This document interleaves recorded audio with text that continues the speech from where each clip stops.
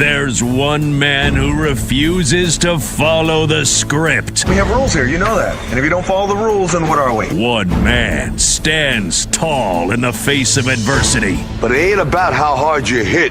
It's about how hard you can get hit and keep moving forward. A man who rises above the ashes of hot takes. What do you care what they say?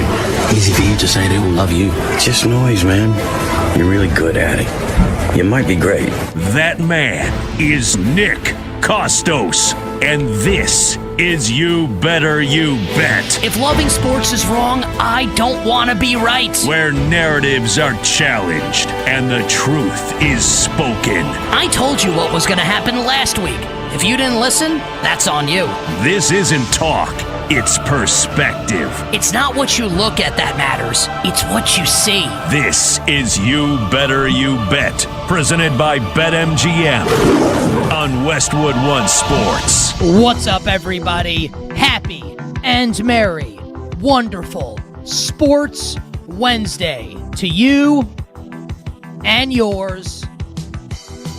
This is You Better You Bet with Nick Kostos on Westwood One Sports, as we bring you the fastest show in all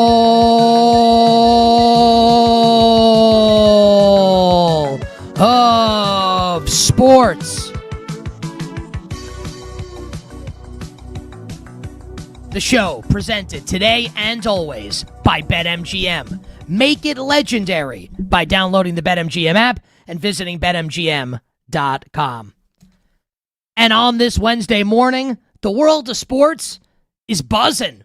And we are going to get to all the big stories, including the big name NFL team that's up there in terms of the Super Bowl odds. We can't stop talking about this team's offense. And I think we should be talking about this team's defense. And I'll explain why coming up in a little bit. I will also tell everybody what could prevent the Ohio State Buckeyes, Ryan Day, Julian Say, and Jeremiah Smith and company from winning a national championship this season, or possibly even the Big Ten in college football. And I will also explain why I am in total 100% lockstep agreement with Bryce Harper.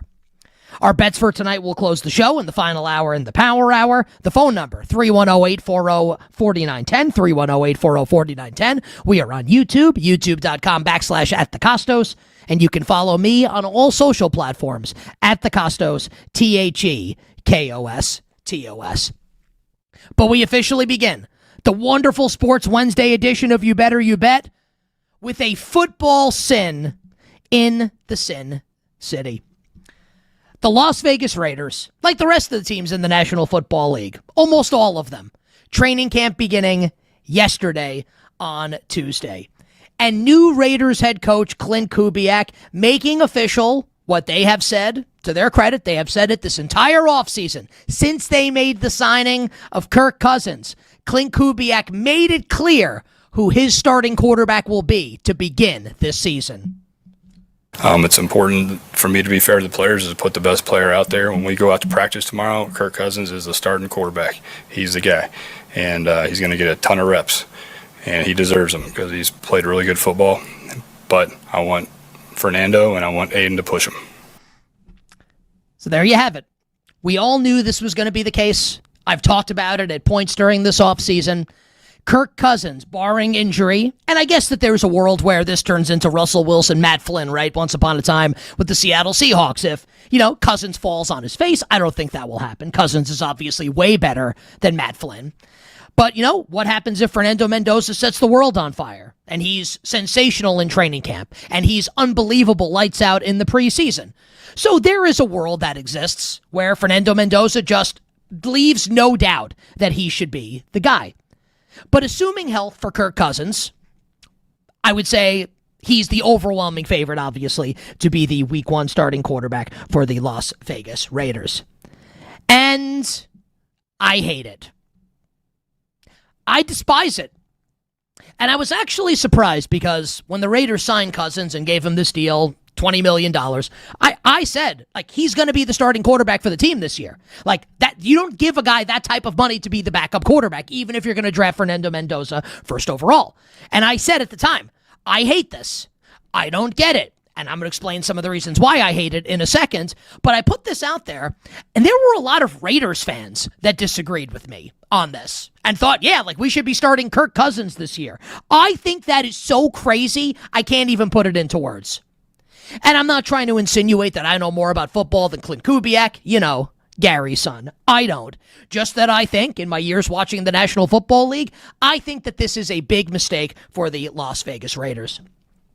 Let's consider a couple options right now for the Raiders.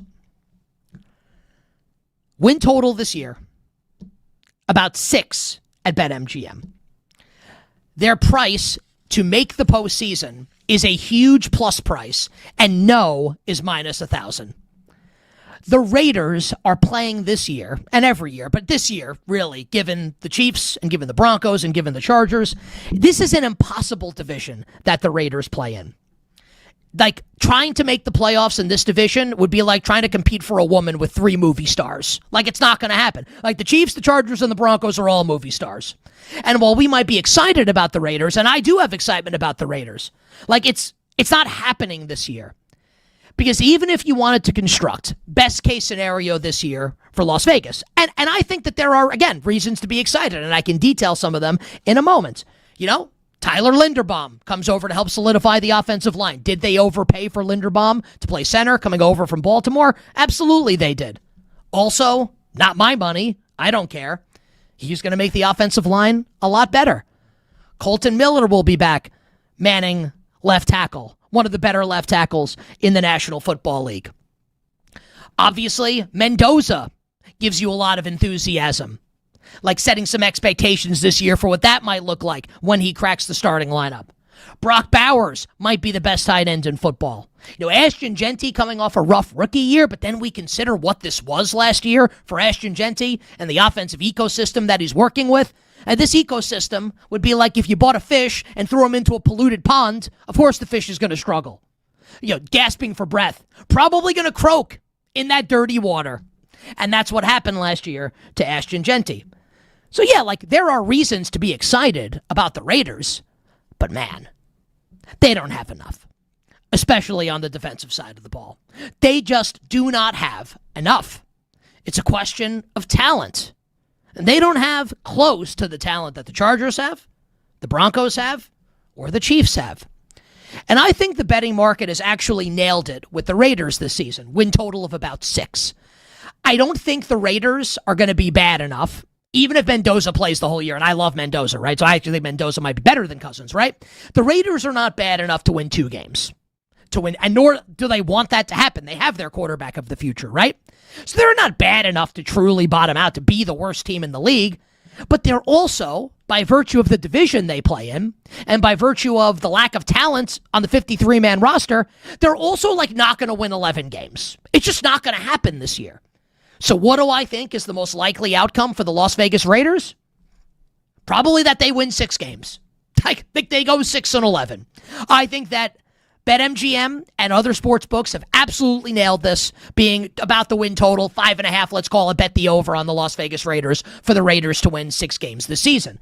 So just, you know, for the bettors out there, if you're going to bet a team's win total over-under, you'd like to bet on a team that you think could go way below that win total for whatever the reason, or way above that win total for whatever the reason. Like, I love the Vikings this year, for instance. I think Minnesota could win 12 games this year. That's a win total over that I would consider betting. The Raiders, even if I think they could go over 5.5 and win 6 games, what's the point of making that bet? Like, I think the betting market has nailed it here with the Las Vegas Raiders. So I don't think the Raiders are capable of winning a lot of games this season. But as I said, that doesn't mean we can't be excited about what this could be, especially on the offensive side of the ball, with Clint Kubiak now calling the shots. And the Raiders move here from the disaster that was Pete Carroll and Chip Kelly, where I don't necessarily want to call this Raiders offense a Ferrari because it's not close to that, but it can be a nice car given some of the pieces they've got. And the Raiders took this car on the highway, and instead of putting the top down and getting in the left lane and driving responsibly, the Raiders are going in a 55, driving 40 in the right lane. It was preposterous. They paid Chip Kelly all that money for this offensive output last season. What a joke, and what a shame. A shame for Brock Bowers, and certainly a shame for Ashton Genty. Now, here's Clint Kubiak. And if you're a Raider fan, and the Raiders are a national team, and the Raiders are one of those teams in sports where even if you hate them, like the Cowboys, like the Yankees, like the Lakers, like Duke in college basketball, sports is better when the Raiders are good. The NFL is better when the Raiders are good. And I think the Raiders are going to be on the up and up here because I believe in Clint Kubiak and his offensive acumen and his play calling. We've seen it on display a couple different times over the last few years. Lest we forget, a couple years ago in New Orleans with the Saints, they absolutely set the NFL on fire the first couple games of the year before everything went to hell in Week 3 against the Philadelphia Eagles when the entire offensive line got hurt. Derek Carr ultimately got hurt, and that was that. But before all the injuries hit, and I'm not making excuses, this all happens. You can look it up. That offense was electric. Then Clint Kubiak goes to Seattle. What did they do last year? Just won the Super Bowl. And yeah, the defense is spectacular. And Mike McDonald is probably the best defensive coach in the NFL. But look what Clint Kubiak did with Sam Darnold. Coaxed it out of Sam Darnold to a degree even higher than what Kevin O'Connell had did the year before. Turned Jackson Smith-Njigba, a guy that a lot of us fantasy football players included thought might top out as a slot receiver in the NFL, turned him into Jerry Rice last season. What he did with the run game with Walker and Charbonnet and using the tight ends, the run schemes. He's a genius. I don't know if he's on the level of let's call it a Ben Johnson or a Sean McVay or a Kyle Shanahan, but Clint Kubiak has absolutely got the goods. And I'm fired up to see what this can be this year for the Las Vegas Raiders on offense. I'm fired up for Brock Bowers. I think he can be a monster. And Ashton Genty will almost certainly have a better year this year than he did his rookie year. I also like second-round pick wide receiver last year, Jack Besh, to have a nice year. Jalen Naylor comes over from the Minnesota Vikings, and I think he can be decent as well this season for the Las Vegas Raiders. So yeah, there's some fun here with the Raiders on offense. And I think that Kirk Cousins can play well for the Raiders. It's not that I think Kirk Cousins is bad or he's going to throw a million interceptions. Cousins has shown that he still has it to some degree here. And playing in this scheme, right, and he's been in these schemes obviously in the past. In the Shanahan, McVay, Kubiak scheme, he's excelled in it. With Kubiak calling the shots and some of these weapons that they've got, even if no one's going to confuse, it's not Tim Brown and Jerry Rice, those Raiders teams, but there's some talent here. The point is not that Kirk Cousins sucks or that he's going to be brutal or that he can't win a couple games here and there for the Las Vegas Raiders. The point is that there's no point in playing him. You drafted Fernando Mendoza first overall for a reason. Heisman Trophy winner, national champion, all the physical tools and skills that you could possibly want. This was not just the first overall pick in a bad quarterback class. You could have dropped Fernando Mendoza would have gone first overall over Cam Ward the year before. And look, you drop him into the Caleb Williams, Drake May, Jaden Daniels draft class. Maybe he's the third or fourth quarterback taken. Not an insult when you look at how those three guys in the pedigree they had coming in. But he almost certainly goes ahead of Michael Penix and Bo Nix that year. So this is not, the number one quarterback in a bad class. This is a worthy first-round quarterback, number one overall pick in basically any NFL draft. He's a stud. He's a monster. He's a winner. He is Chat QB1. Says and does all the right things to the point you think it's artificial intelligence. And if it's true, right, and I believe it is, that the upside for the Las Vegas Raiders is to not win 10 games this year. They're not going to the playoffs. So even if which would be an unmitigated disaster. If Kirk Cousins starts 17 games this year for the Raiders, it should mean that they're in playoff contention, right? That's the only reason they would do it.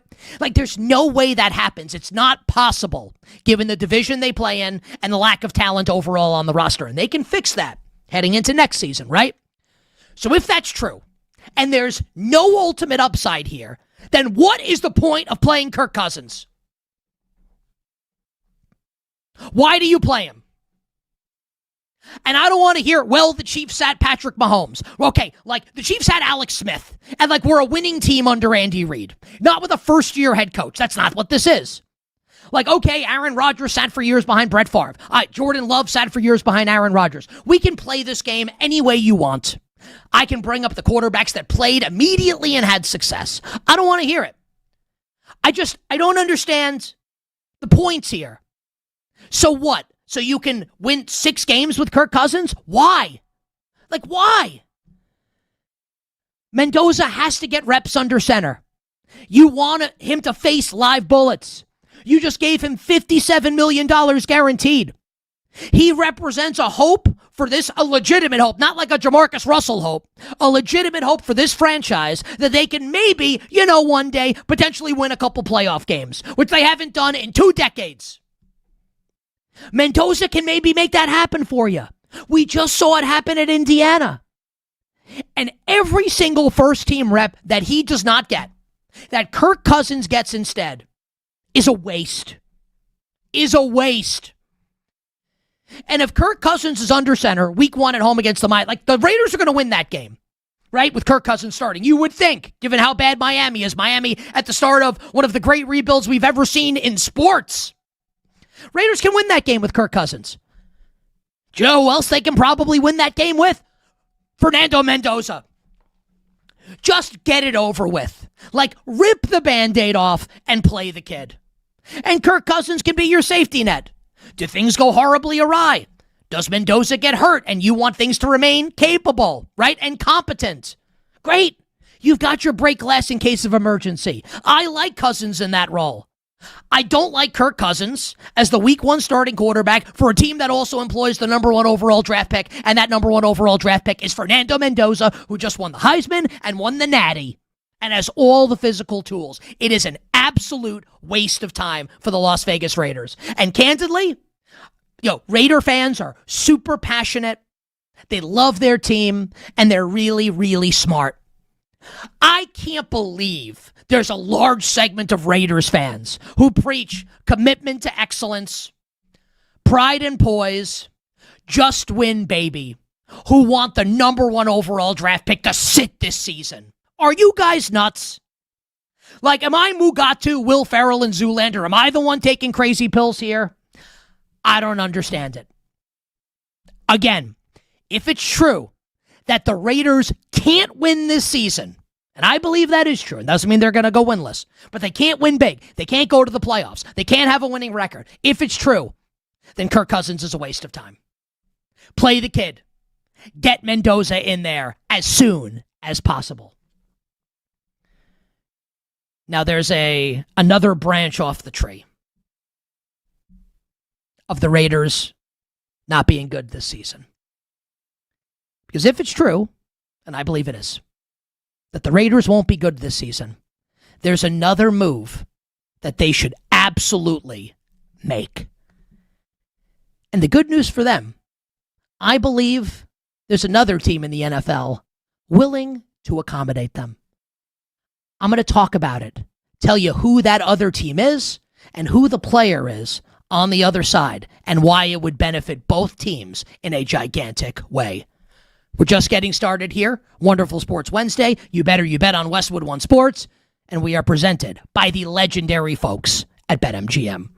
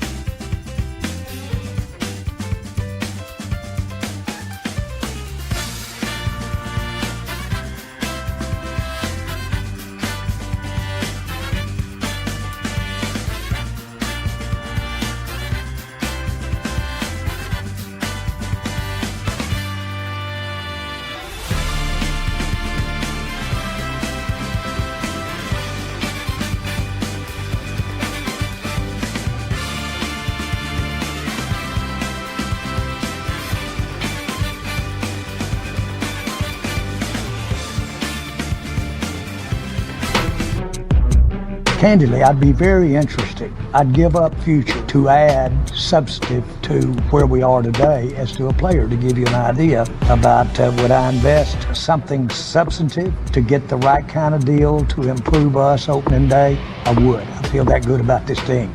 Yesterday, I talked about a situation yesterday with another team and another owner.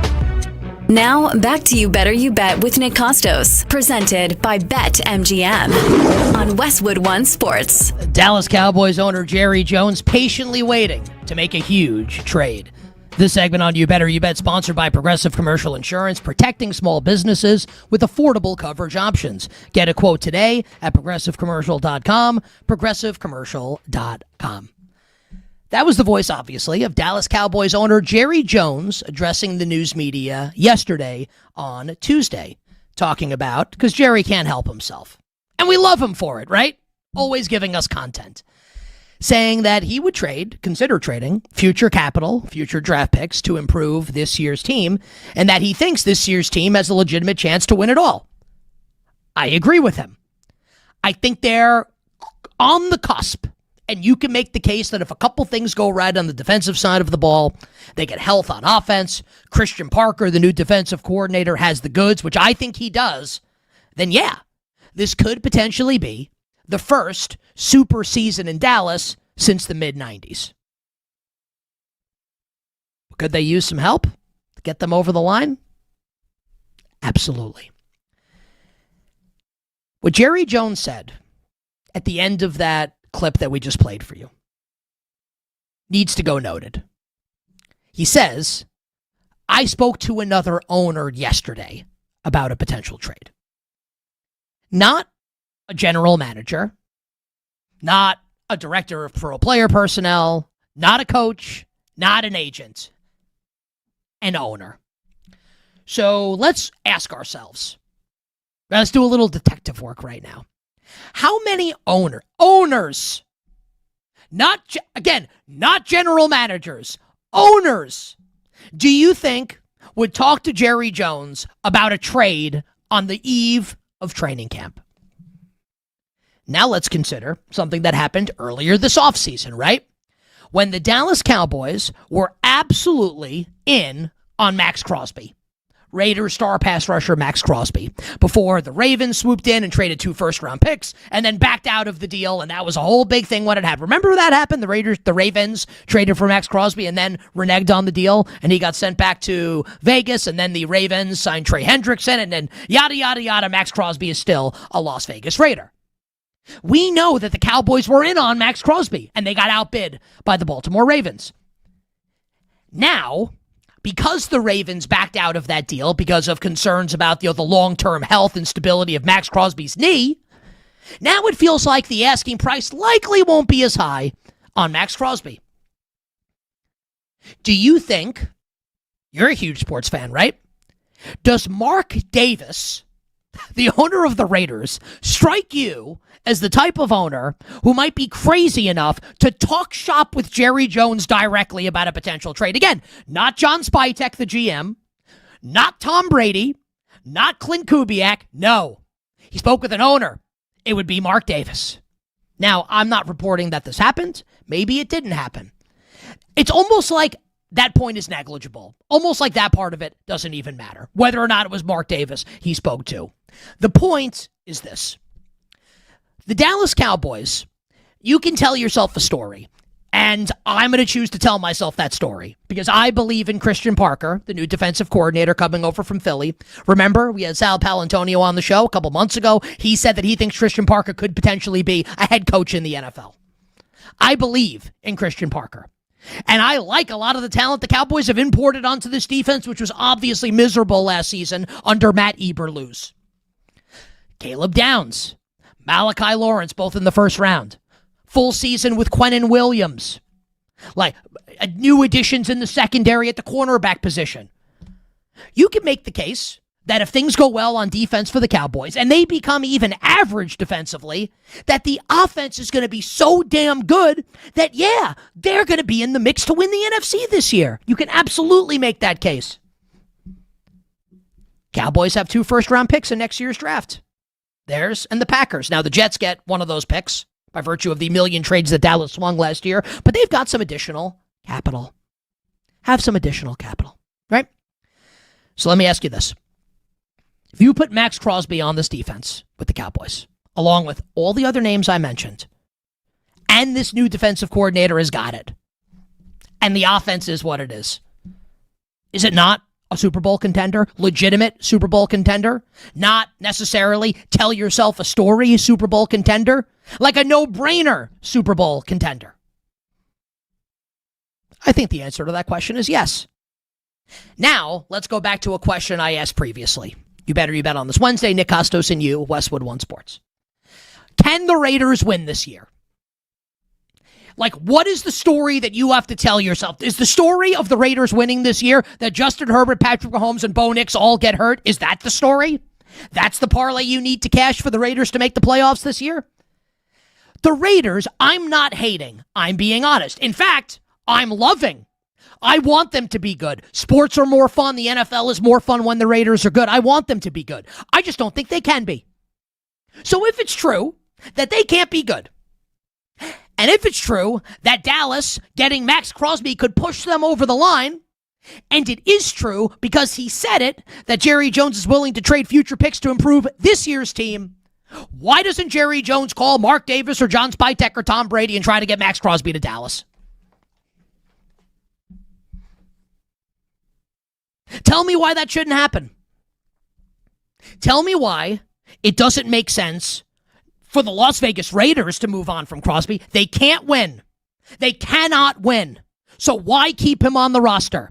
Get future capital so you can win down the road. Makes sense, right? This is what I was saying about the Browns and Myles Garrett. And a lot of you said I was nuts. Oh my God, you can't. He just won Defensive Player of the Year and set the sack record. You can't trade him. You can't? Really? You can't?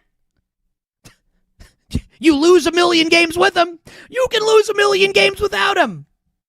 Of course you can trade Max. Crosby's great. He's awesome. But he's not enough. No one's enough single-handedly a defensive pass rusher to take a bad team and make it great. Because if it were true that it could happen, the Browns would have made the playoffs last year with Myles Garrett. So trading Max Crosby gives the Raiders a better chance of being good down the line, which is the timeline they're on with their first overall pick at quarterback. And the Cowboys, on the other side of this, are ready to push their chips in. Right? George Pickens under contract for this year. Dak's not a young man anymore as far by NFL standards, right? The offensive line's really good. Javonte Williams is an underrated running back. You've got this infusion of youth and playmaking on defense with an exciting new defensive coordinator. You put Max Crosby in the mix there? Maybe right now you like the Eagles in the NFC. We'll talk about the Eagles later in the show and their extension of Jalen Carter. And I'm really high on the Eagles this year. Maybe you like the Eagles in the NFC East. If I asked you right now, Max Crosby's on the Cowboys. The Cowboys trade a future one and maybe something else. Not 2 ones, but a future one and maybe something else for Max Crosby. He's on the Cowboys this year. Who are you picking to win the NFC East? Does it change your thought process? If you think the Cowboys will be on the outside looking in of the playoffs this year, like there's no way unless you're a gigantic hater you think they're going like 4-13, right? So if they're going to miss the playoffs, they're not going to miss it by much. What if Max Crosby's on the team? So just to reiterate, the Raiders can't win, and trading Max Crosby's in their best interest for the future. I think that's an unassailable point. 100% correct. Max Crosby absolutely makes the Cowboys better. Why? Because he's awesome. And Jerry Jones is on record saying he's willing to trade future picks to improve the team this year. This is easy. I want the credit. I want to play matchmaker here. Can we get Jerry Jones and Tom Brady on the phone to make this happen? Hey, Tom, enough with Logan Paul. Enough flag football in Saudi Arabia. Can we get this trade over the line here, please? Can we make this happen for the betterment of the league? Make the Cowboys good this year, better this year, more fun for everybody because Dallas is one of those teams, and then the Raiders can be better down the line. Everybody wins. It's as easy as that. You're welcome. On the other side, I will say you're welcome again, because joining us on the show will be friend of the show and friend of mine, the great Danny Parkins, First Things First on Fox Sports 1. And among the topics we'll discuss with Danny, Ben Johnson's recent comments on his quarterback, Caleb Williams. It's all coming up next on You Better You Bet.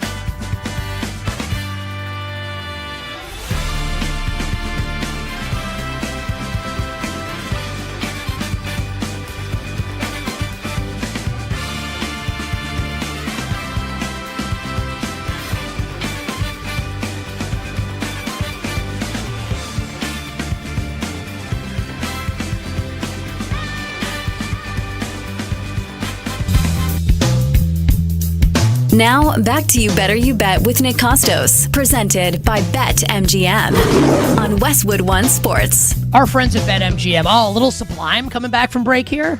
Yeah. My baby. Yeah, great song. Sublime's awesome. Today, BetMGM players will receive a WNBA Odds Boost token. To use the token, add a WNBA wager to your bet slip and activate the token. Maybe Caitlin Clark points overs the next time they play. She's been pretty good. If you win your wager made with the token, you'll receive extra winnings. Download the BetMGM app today, and please gamble responsibly. Joining us right now on the show, as promised, first things first, Fox Sports 1, friend of the program, the great Danny Parkins. My friend, welcome back. How are you? Good morning, Nick. I'm great. Thank you, sir.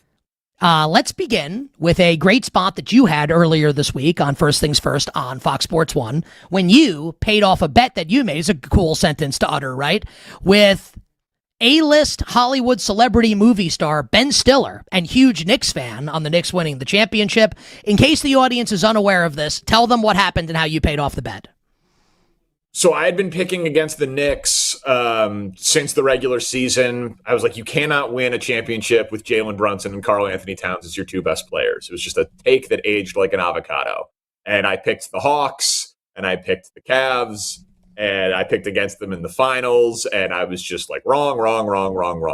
And in the second round of the playoffs, I believe, Ben Stiller just clowned me on Twitter with like a very long post responding to one of my videos. And then him and I went back and forth on it.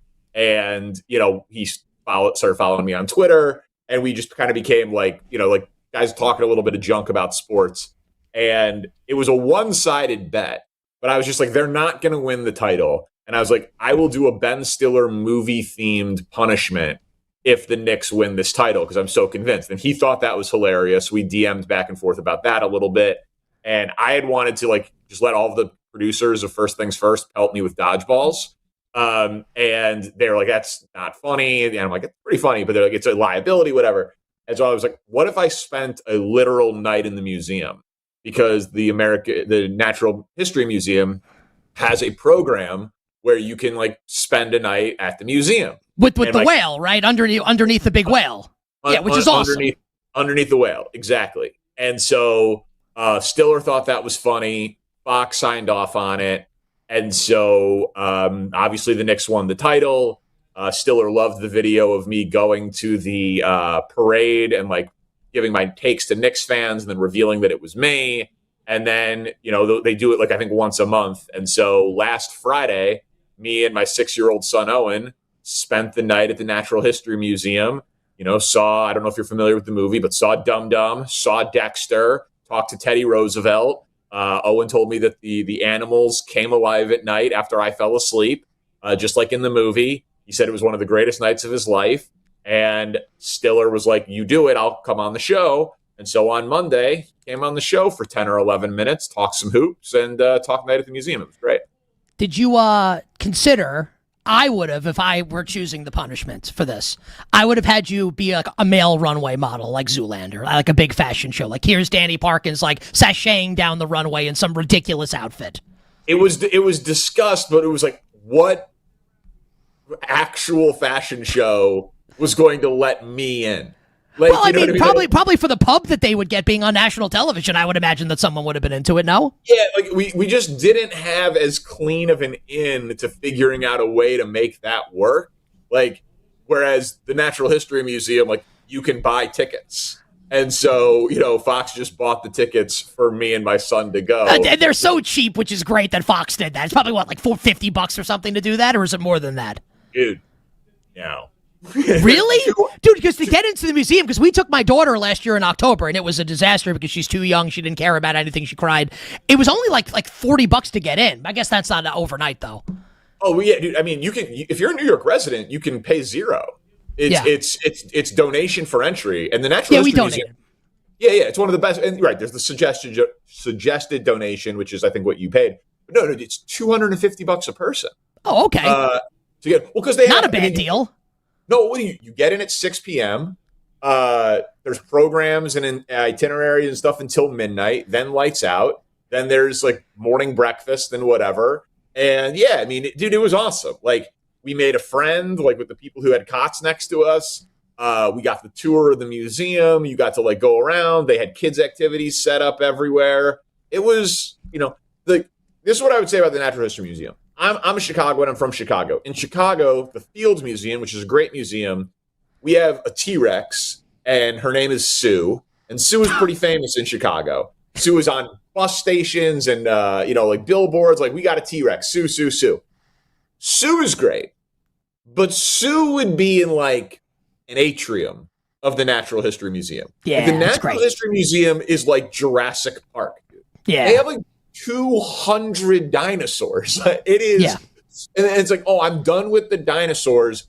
Now I want to go touch a literal meteorite that, like, is like preserved, and like you are like, I'm in outer space. I'm in the dinosaur. It's like, it is a remarkable museum. 10 out of 10 recommend. I've probably been there. My dad used to take me when I was very little. I used to love it. Like, I would name all the dinosaurs. I've probably been there like 30 times. It's really special. Okay. I don't know if we're gonna talk sports here because there's something, So I know you'll be honest, but I require that honesty here. Are you trying to finagle potentially, thinking about how you could potentially finagle hanging out with Ben Stiller in the future? Like, I know the answer is yes, and I just need to know how you're planning on making this happen. Because I know I would have thought about it if I were you also. Are we in the trust tree of, like, this isn't going to get clipped and put online? No, it doesn't have to be, yeah. Yes, okay, we will not put it online. We will not put it online. Okay, well, yeah, I mean, like, of course, like, in my head, I'm like, we would be friends. But like, why couldn't we clip that? Like, who wouldn't want that, though? I guess you don't want him to see it. Yeah, I understand. I don't want it to seem too, sure, like, in my head, does the next time, like, he come in studio instead of on Zoom? See, and then we I know it. And how are you planning on making it? Is it a DM? Is it like, man, I think the Knicks might suck again this year? ... Well, we already talked about it a little bit. The segment wrapped before we could officially, like, come up with terms on, like, what the bet would be for next year, because I kind of was just, like, jabbing him a little bit. I was like, well, now that with LeBron in the East, like, they'll probably lose in the second round. Oh, yeah. You put it out there for him. Absolutely. Yeah. And so, like, and then I was thinking, like, maybe, like, I was thinking, like, Bulls Knicks, I'll wave to you. My seats will be, like, 25 rows behind you. And like sending him that DM before Bulls Knicks and buying the tickets to that game and seeing if that turns. Like, if the Bulls lose as a 13-point underdog, like, I'll be a male model and you come on the show again. Yeah, exactly. Like, in my head, do I think that's the only time Ben Stiller's going to come on the show? No. And if you watch the full 11-minute segment, I made him laugh a couple times, and he laughed off there. Like, again, like. He's just, again, I don't know the man at all. Well, you are funny. Well, thank you. I'm a huge fan of his filmography, but I just also think that if I were, like you said, an A-list movie star, filmmaker, creator, I would carry it like him.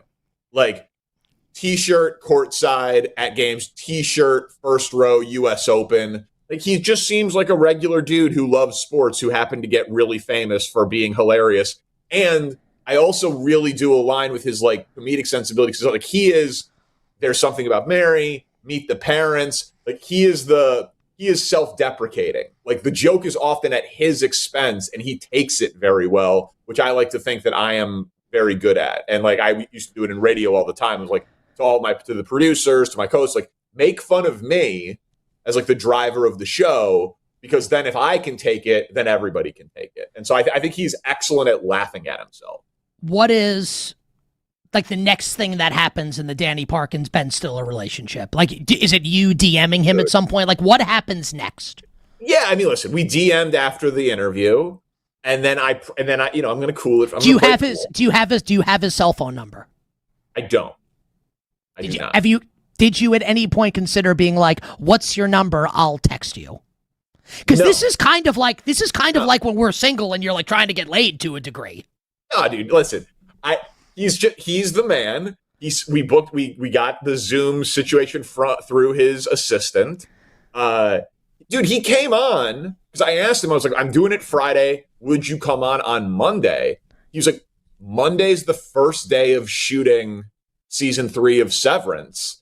What just like a dude, like, what a life, right? Yeah. But he's like, but what's the time range? I'm sure I can sneak away for 5 or 10 minutes. And I gave him the time frame, and he's like, I'll make it happen. And so like that morning, he sent out the screenshot of something that they filmed from Severance on that first day. And like, there he was in a side room at a studio, and he had stepped away from shooting Severance. Like he DM'd me afterwards. He's like, that was so fun. And like, we had been told like strict 5 to 7 minutes, and he was on for like 10 or 11. And he's asking me questions about the Bulls at the end of it. So love that. Huge sports fan. You love that, right? Huge sports fan. Yeah. So like, I will at some point send him something about, getting him on the show again, and the Knicks. Like, NBA season's going to roll around soon, man. Like Banner Night is coming. There'll be information about the documentary. Maybe he'll want to promote the documentary on First Thing. Who knows? But yeah, I'm going to play it cool for a little while.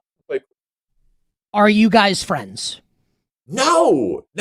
I would say we are internet friendly. Okay. You're like, you know what I mean? Like he follows me on Twitter. He retweets stuff when I tag him in it. He likes the videos. I think he's amused by me. Like I don't think he literally thought when I said I will spend a literal night at the museum. Like I don't think in fact, I know that he didn't think I was serious. Like that's interesting. I would have thought he would think you were serious. Yeah, we don't know each other. So John Greenberg, who writes about sports media but is the main columnist for The Athletic based out of Chicago, he tweeted when he saw the video, he was like, I'm so happy that Danny Parkins's love of a good bit has gone national. Like anyone who's followed my radio career knows, like, I love a bit. Like, I don't take this stuff very seriously at all. And so like the ability to like do the bits that I would do on radio, but have a budget behind them with Fox Sports is just so amazing to me. Like they got me Meta glasses to go to the night at the museum to film content as I was. You get to keep them? I did not. No, so we're going to just use them for other bits. Were they cool? Yeah, they were cool. Like it was a little tough to do, and like I couldn't put myself in the footage. Like so I used a lot of it on my cell phone. But regardless, like point is like Fox and First Things First love a good bit also. So yeah, man, it's a cool match. And so yeah, I don't know. You're almost making me blush. Like I'm talking about like a successful first date. Like my interaction. Because I find this successful. Don't push it. I don't want to rush it. Okay. Mutual friend of ours, Sal Licata, right, became friendly with Jerry Seinfeld over the summer because Jerry's a huge Mets fan, and I find this phenomenon with men very funny, right?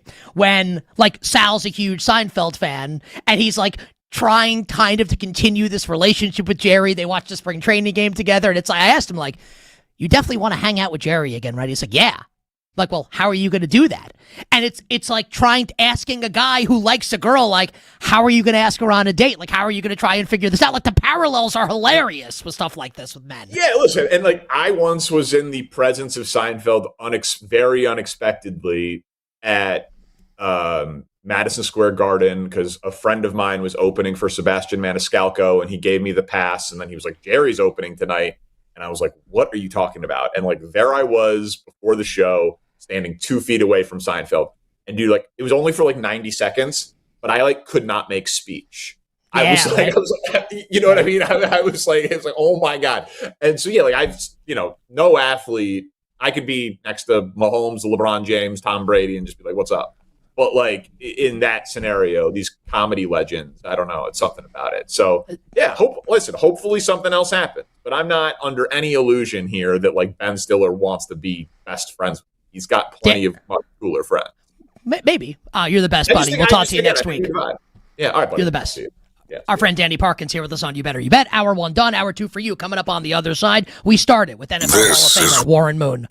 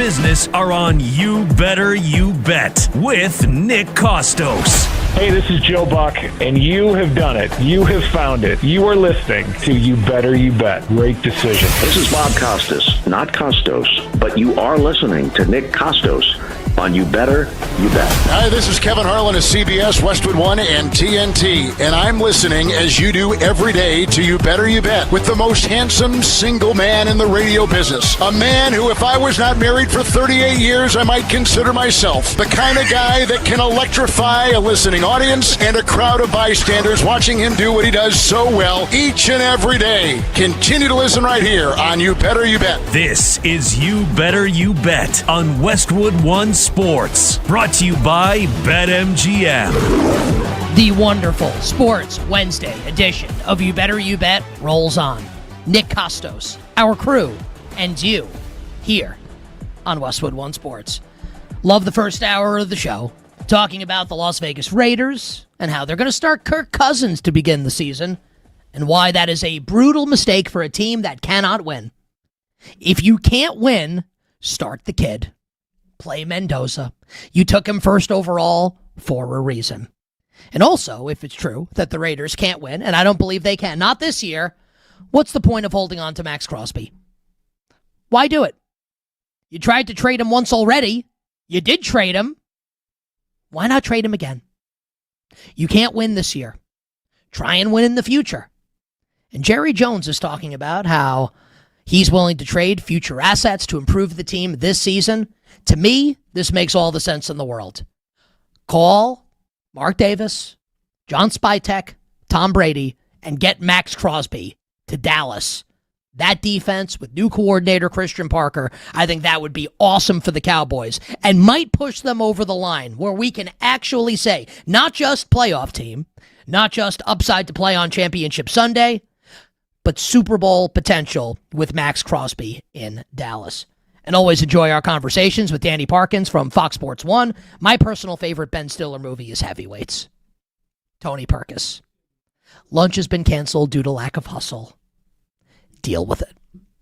We'll get to the Atlanta Falcons and their myriad quarterback injuries. We've got some news on Tua Tagovailoa to share with you. We'll get to Jalen Carter's extension with the Philadelphia Eagles and some of Geno Smith's comments yesterday at Jets camp that I think are noteworthy for you, our listeners and viewers. But joining us right now to kick off the second hour of the show on this Wednesday, very pleased to welcome one of the greatest quarterbacks. It's always great to say a sentence like this and have it be true. One of the greatest quarterbacks in the history of professional football. Not just the National Football League, but our friends up north as well. The legendary Warren Moon, Hall of Famer, joins us on the show right now to talk some ball here on Westwood One Sports with me, Nick Kostos. Warren, welcome back to the show. Your pal Nikki K here. How you doing? Nick, I'm doing great. How you doing this morning? I'm doing awesome. How's the offseason treated you thus far? Obviously, training camps open around the league. They're just getting open. I'm sure everybody's full of anticipation, and I'm glad I don't have to take any of those poundings that the guys take during training camp, even though they're a lot different now than they were back when I played. You know, there's no more two-a-days really. Guys just have one practice, and they bitch and scream about that. But I remember those days in training camp, so I'm not looking forward to it, but I'm going to go out there and watch as many different teams as I can this preseason. Players have it much easier today than you guys did when you were playing, right? No question about it. I think we've just learned so much more about taking care of the body and how to preserve guys and make sure they don't get hurt and banged up too much, trying to stay away from head injuries and all those different things. So they've really cut back on the amount of physical contact they put into training camps anymore. And it's more done with walkthroughs. It's more done with film study and different things like that.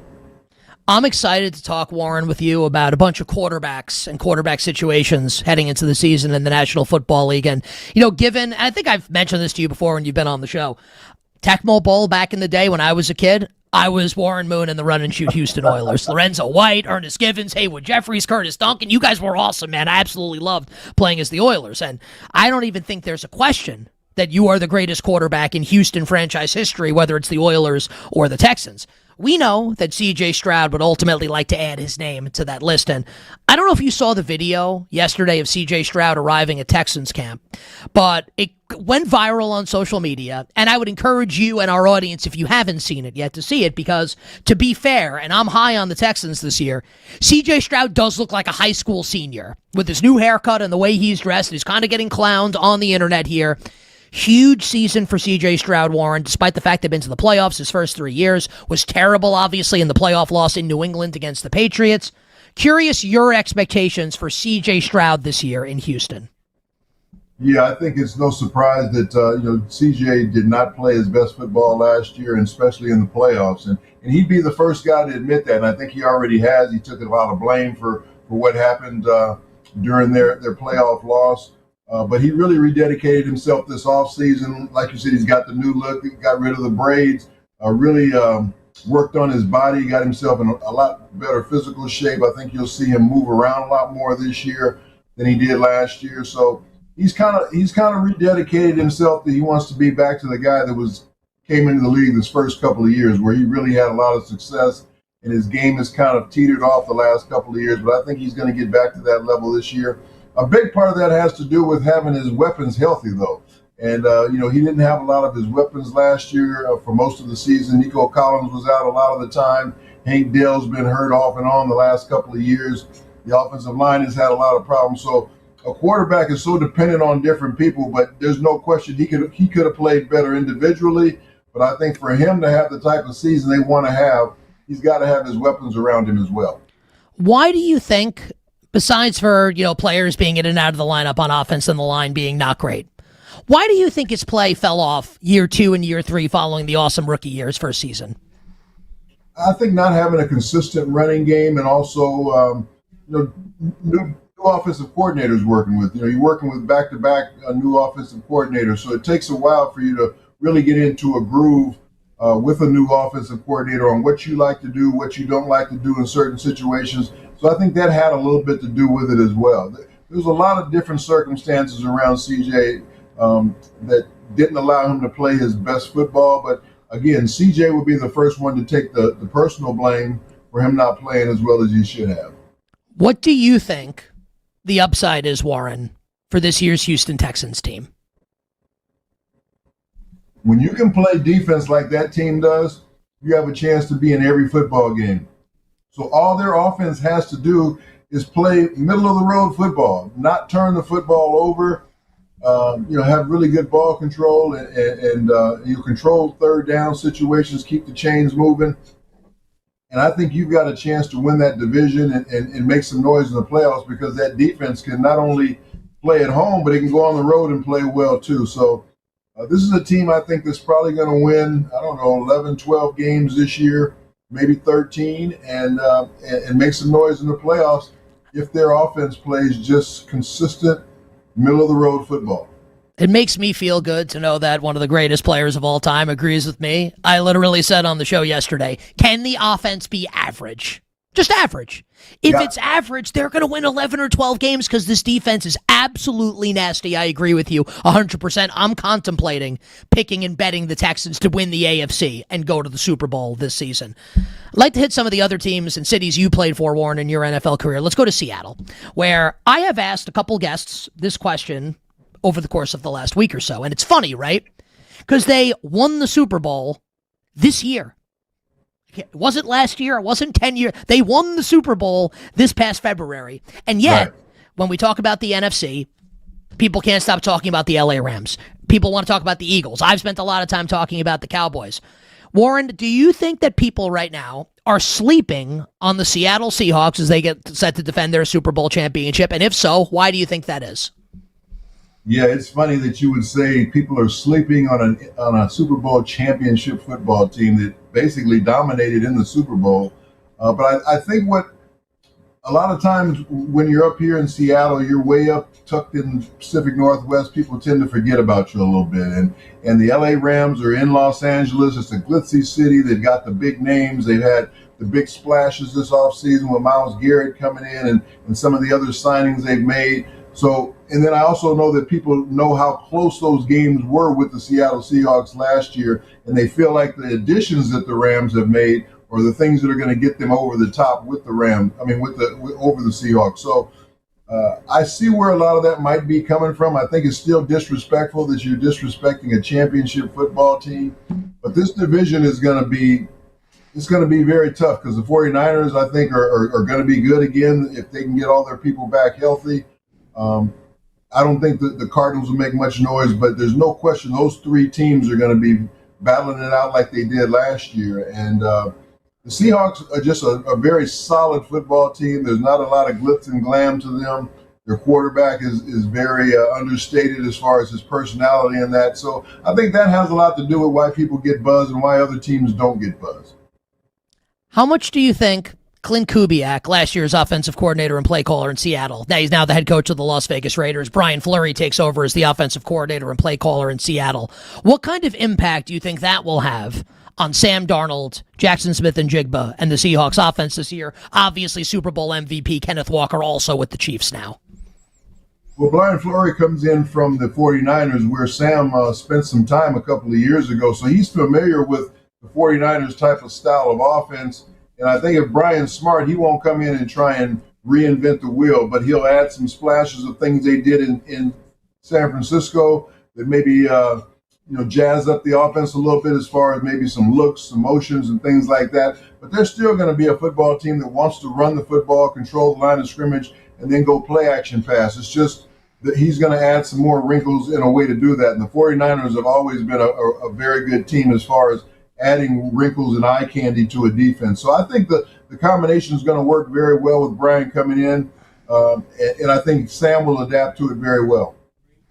You bet on this Wednesday, Westwood One Sports. Nick Kostos joined by Pro Football Hall of Famer, the legend, Warren Moon. Warren, let's talk some Minnesota Vikings here.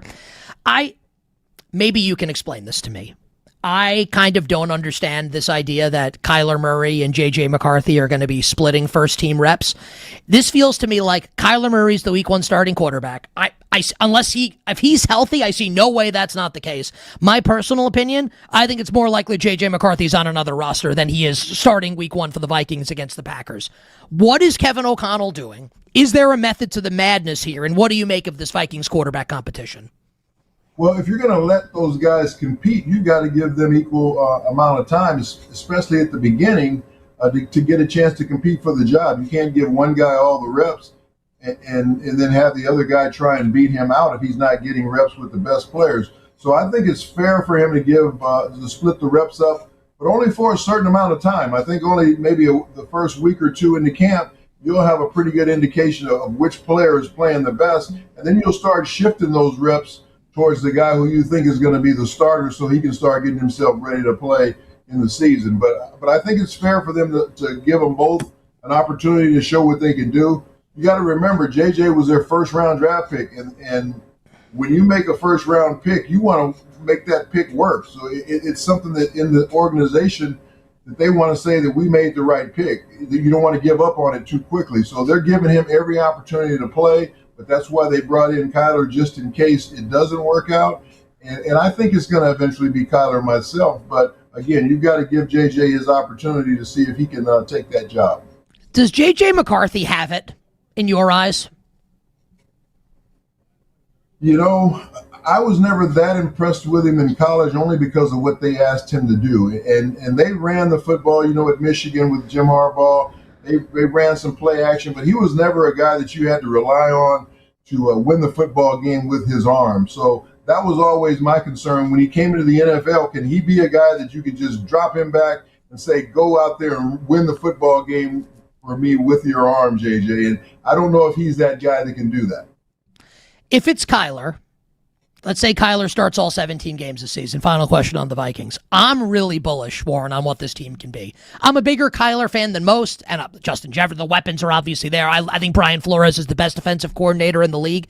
If I told you Kyler Murray starts 17 games this year for the Minnesota Vikings, where do you think they take it this season? Well, they're in probably one of the tougher divisions in football besides the NFC West, so it's going to be a dogfight with Green Bay. It's going to be a dogfight with Chicago. Same thing with Detroit. So that's the only thing that scares me about that division, and then what their record might be is how they do in that division, because they're going to have 6 really tough games against those divisional opponents. But if Kyler plays the way Kyler is capable, they've got a chance to make a lot of noise in that division and possibly win it because of the way they can play defense.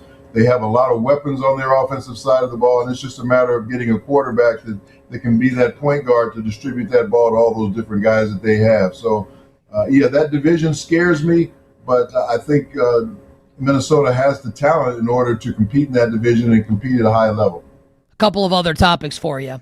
If I asked you to pick right now, and I'm only going to give you 2, maybe you like one of the other 2 teams, I doubt it, but maybe you do. Pick the winner of the NFC East, Philadelphia or Dallas, and why? Who does Warren Moon have and why? Well, right now I'm going to go with Philadelphia just because they have that pedigree. They've just been a very consistent winner the last 4 or 5 years. They've been to 2 Super Bowls. They've won one of those Super Bowls. They've won the division a number of times. And they've got a quarterback who knows how to win, even though he hasn't played his best football. He still somehow finds a way to win football games. If that offensive line is healthy, and this is where Philadelphia beats you. They beat you in the interior, on the defensive line and on the offensive line. They control the tempo of the football game. And if their offensive line is healthy and their defensive line plays the way they're capable, I think that's why they win the division, because they just dominate and control the line of scrimmage. We played a soundbite earlier in the show yesterday from Cowboys owner Jerry Jones saying that he would consider trading future draft capital to improve the team this year. And they do have an extra first-round pick in next year's NFL draft. And I made the case, I think they should reopen talks with the Raiders for Max Crosby. And he even said, I talked to an owner. My assumption is it's Mark Davis. I don't know that. I'm not reporting it. But it seems to make all the sense in the world to me. Raiders aren't going to win this year. Dallas can potentially win. Why not make this happen? What do you think of that potential idea being reignited here? Max Crosby may be going to Dallas to play for the Cowboys. Yeah, I've heard those same things as well, that there could be some truth to some of that. But and he was definitely helped the Dallas Cowboys defense. There's no question about it. And that's one of the weak points of their football team. Now you bring in a lot of different new people. How are all those guys going to come together in such a short period of time? That's the thing that would bother me the most, especially bringing him in late into training camp, as opposed to bringing him in earlier in the offseason, where he had a whole offseason to get acclimated to the new defense, the new personnel, and all that. So that would be my biggest concern. But Max Crosby is going to make anybody's defensive team a lot better, and we'll just have to wait and see if that happens. But Dallas has brought in a lot of new pieces to that defense. Let's see how quickly all those pieces come together, because that's a big part of what makes defense play well, is those guys learning to play together. Final question. What are your expectations this year for Patrick Mahomes coming off the torn ACL in this new-look Chiefs offense with Kenneth Walker in the backfield? Yeah, that's the $10 million question going into this season. Him coming off that ACL, you just never know how a guy is going to come off of that. And so far, he seems to look pretty good, but he still has a big brace on his knee. He still hasn't been hit yet. All those things psychologically you have to go through before you really feel like you're back and up to speed again. How do you take a big hit? How do you take when that knee gets twisted a different way that it hasn't been twisted yet because you haven't been hit? So those are the things that you have to get over psychologically as we go through the preseason. And I don't know if he's even going to play in the preseason. He might not get his first hit until the regular season starts. So Patrick is one of the most talented quarterbacks I've ever seen, but he's coming off of a major injury. Let's see how he reacts off of that injury early in the season when they have a very, very difficult schedule as well. Just to follow on that really quickly, and I'm not asking you for a bet here, but I'm going to give some betting odds as context for this question, right? Does it surprise you, given everything that you just said? Everything you said is accurate, right? It's indisputable. They're facts. Does it surprise you, Warren, to hear that the Chiefs, not the Broncos, not the Chargers, are the favorite in the AFC West? And as of right now, and it's still July, right? They're right now a 3-point home favorite week 1 Monday Night Football against the Denver Broncos. The assumption is Mahomes will play in that game. They would be dogs if Justin Fields were going to play. Do you think that media, bettors, are maybe, not that you think the Chiefs are going to be bad, but maybe too high on the Chiefs, given everything you just said about Patrick Mahomes coming off this injury? Yeah, I think they are being a little bit too high on the Chiefs. One, because of Patrick Mahomes. I think nobody really wants to bet against him, and I probably wouldn't either. But they also have made a lot of changes on their defense. And they lost Trent McDuffie, one of the best corners in the league, and I think they lost their other corner as well. So they've made some changes on the defensive side of the ball, as well as a new running back coming in, and Kenneth Walker. How does he adapt to their new offense? There's a lot going on in Kansas City that has to be adjusted to. But I think the common denominator of all of that is Patrick Mahomes. When people see that he's on the field healthy, he's going to get the benefit of the doubt because of what he's done. Did you ever play as yourself in any of these football video games when you were active in the NFL? No, I never played video games. My kids played me all the time when I was in Tecmo Bowl, and I guess I heard I was pretty good in the game. You know, the thing that excited me more so than any of the football, I was in NBA jams, and basketball is my favorite sport. So when I got put in that game, that's what excited me the most. What, were you on the Rockets? Like they put you in on the Rockets? Dunks and everything. Yeah, I was on the Rockets, and that's what excited me more than any of the football video games that I was involved in. Can I hit you with just one like general football question about football history for you before we wrap here? Just because like I'm fascinated by this stuff. Do you guys? Do you think that? I don't necessarily want to say you specifically, but you were the trigger man for the whole thing. You guys kind of brought the run and shoot to the forefront, right? And at the time when you guys were doing this in Houston, the league was prehistoric is kind of a rough way to put it, but it kind of was, and it's a bit of an exaggeration and dramatization to say this, but it was kind of like 3 yards in a cloud of dust, and here you guys are, spreading it out of the shotgun with 4 receivers on the field, when it wasn't commonplace for that to happen. And it feels a little bit to me like you're in the Hall of Fame, right? You've been enshrined. History will remember you. It feels like to me, though, what you guys were doing, and I understand like there were some tough playoff losses, you didn't win a Super Bowl, but you guys kind of like revolutionized offensive football in the NFL, and I feel like you guys don't get the credit you deserve for doing that. Does any part of you feel that way? Yeah, I think we were definitely innovative in the offensive side of the ball, as far as, like you said, spreading the ball out, spreading the offenses out. Throwing the ball up and down the field. I think because we did it on a rollout style and things like that, maybe that took a little bit away from it. We didn't have a tight end on our roster, where today they're running these spread offenses with these hybrid tight ends that run like wide receivers. So I think that's the biggest difference, is that they're doing the same concepts that we're doing. I can look at plays on TV right now and games that I'm watching and see the same concepts we had, the adjustable routes, the back shoulder throws, all that stuff we were doing way back in 1990. And I think we were a big innovative part of opening the game up a little bit more and making it what it is today. But yeah, we probably don't get the credit because we didn't win that championship. If we win a championship doing that, now the conversation might be a little bit different. My grandmother was in Houston when I was growing up. I used to love Luther's, the rib place, when we would go visit her. And I'm still mad about that Kansas City playoff game. Anyway, I don't mean to bring up. I always rooted for you guys. I don't mean to bring up bad memories. Warren, appreciate the time, man. You are the best. Hopefully, we get the chance to talk to you this season here on You Better You Bet. Thank you very much. I look forward to it, Nick. You take care, my man. Our friend Warren Moon, Pro Football Hall of Famer, joining us on the show. This is not an exaggeration. And if you listen to me, you watch me, like I love this stuff, man. When not original Tecmo Bowl, Super Tecmo Bowl came out, it was the first football video game that allowed, it tracked stats over an entire season. So if, week 7, you could look who was the leading passer in the league, who was the leading rusher. I played pretty much exclusively with the Houston Oilers, almost exclusively. And it was based off of the 1990 season going into 1991. And in the final game of the 1991 regular season, how sick I am, the Oilers played my Giants. And there would be instances where I would knock the Giants out of the playoffs with the Oilers. And I always felt some type of way about that. But it's so true. Because, look, Bill Walsh was an innovator in San Francisco with the Niners, with the West Coast offense, right? And the proliferation of that. And Sam Weish and the Cincinnati Bengals, what they were able to do in Ohio, right? Running that offense. And then you have Marv Levy and Jim Kelly running the K-gun, which I think we might see more teams start to do this year. Just basically a hurry-up spread attack, just all game long. I think the K-gun could come back in vogue potentially.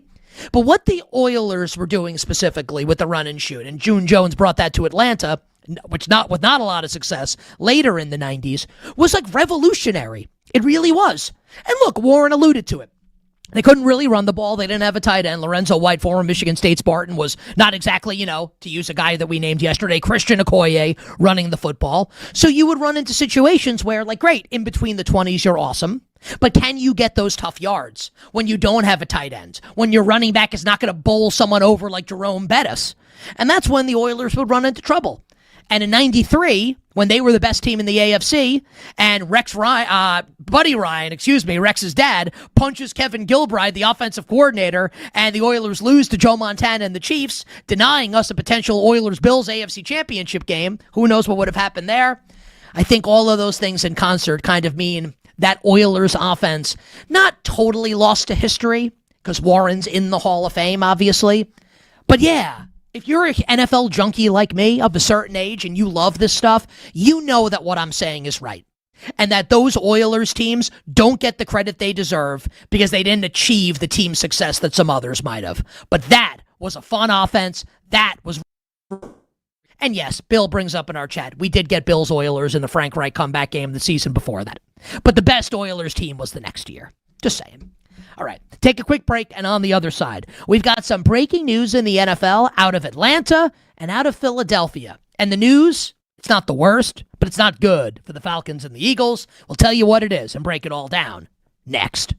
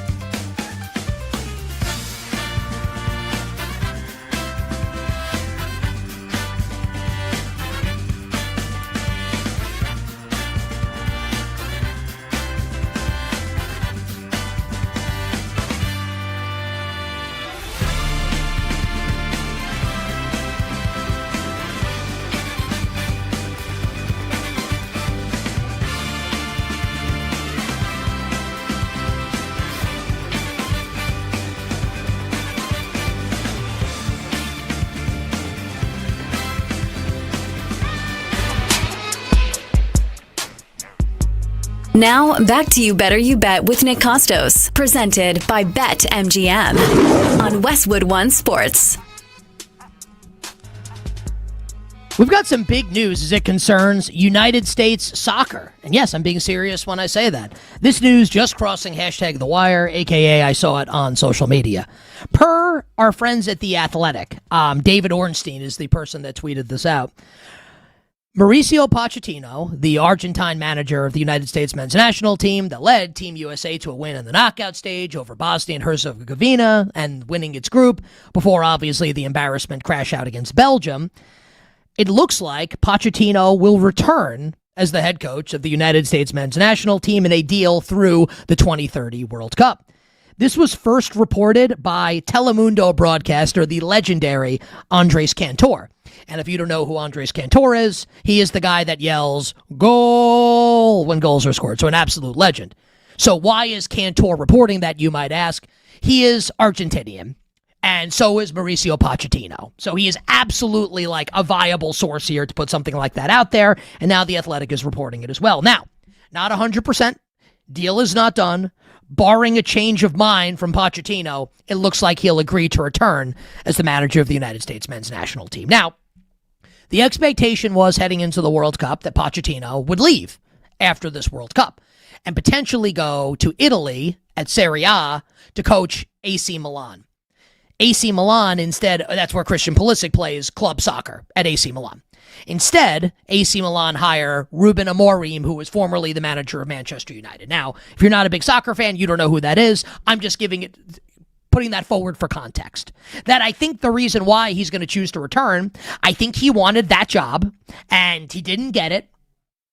And I think he's got a pretty good gig going on where Americans like me love him. And I think he's going to stick around based on this reporting. And this is, like, I don't want to exaggerate here, and it's not an exaggeration to say this. It's not hyperbole. So in case you're listening or watching and you think, well, this is prisoner of the moment. I don't think it is prisoner of the moment, and I don't think it is hyperbole. It is a gigantic, gigantic deal for Team USA, for Pochettino to potentially return. I know that the game against Belgium didn't go the way any of us wanted it to go. I know that. But it's also true that the United States, and I know this because I've been watching since 1990. I remember the 1990 World Cup and certainly 1994. The United States has never played as well, and you can bring up 2002, I get it. Like, I watched those games also. They never played attacking football, attacking soccer like they did in this World Cup. They've never done it before. Even if the result at the end was not what we wanted, and they bowed out terribly, unlike in 2002 when the United States barely lost to a Germany team that boasted the best player in the World Cup, the Golden Ball winner, and keeper Oliver Kahn, that lost in the final to Brazil.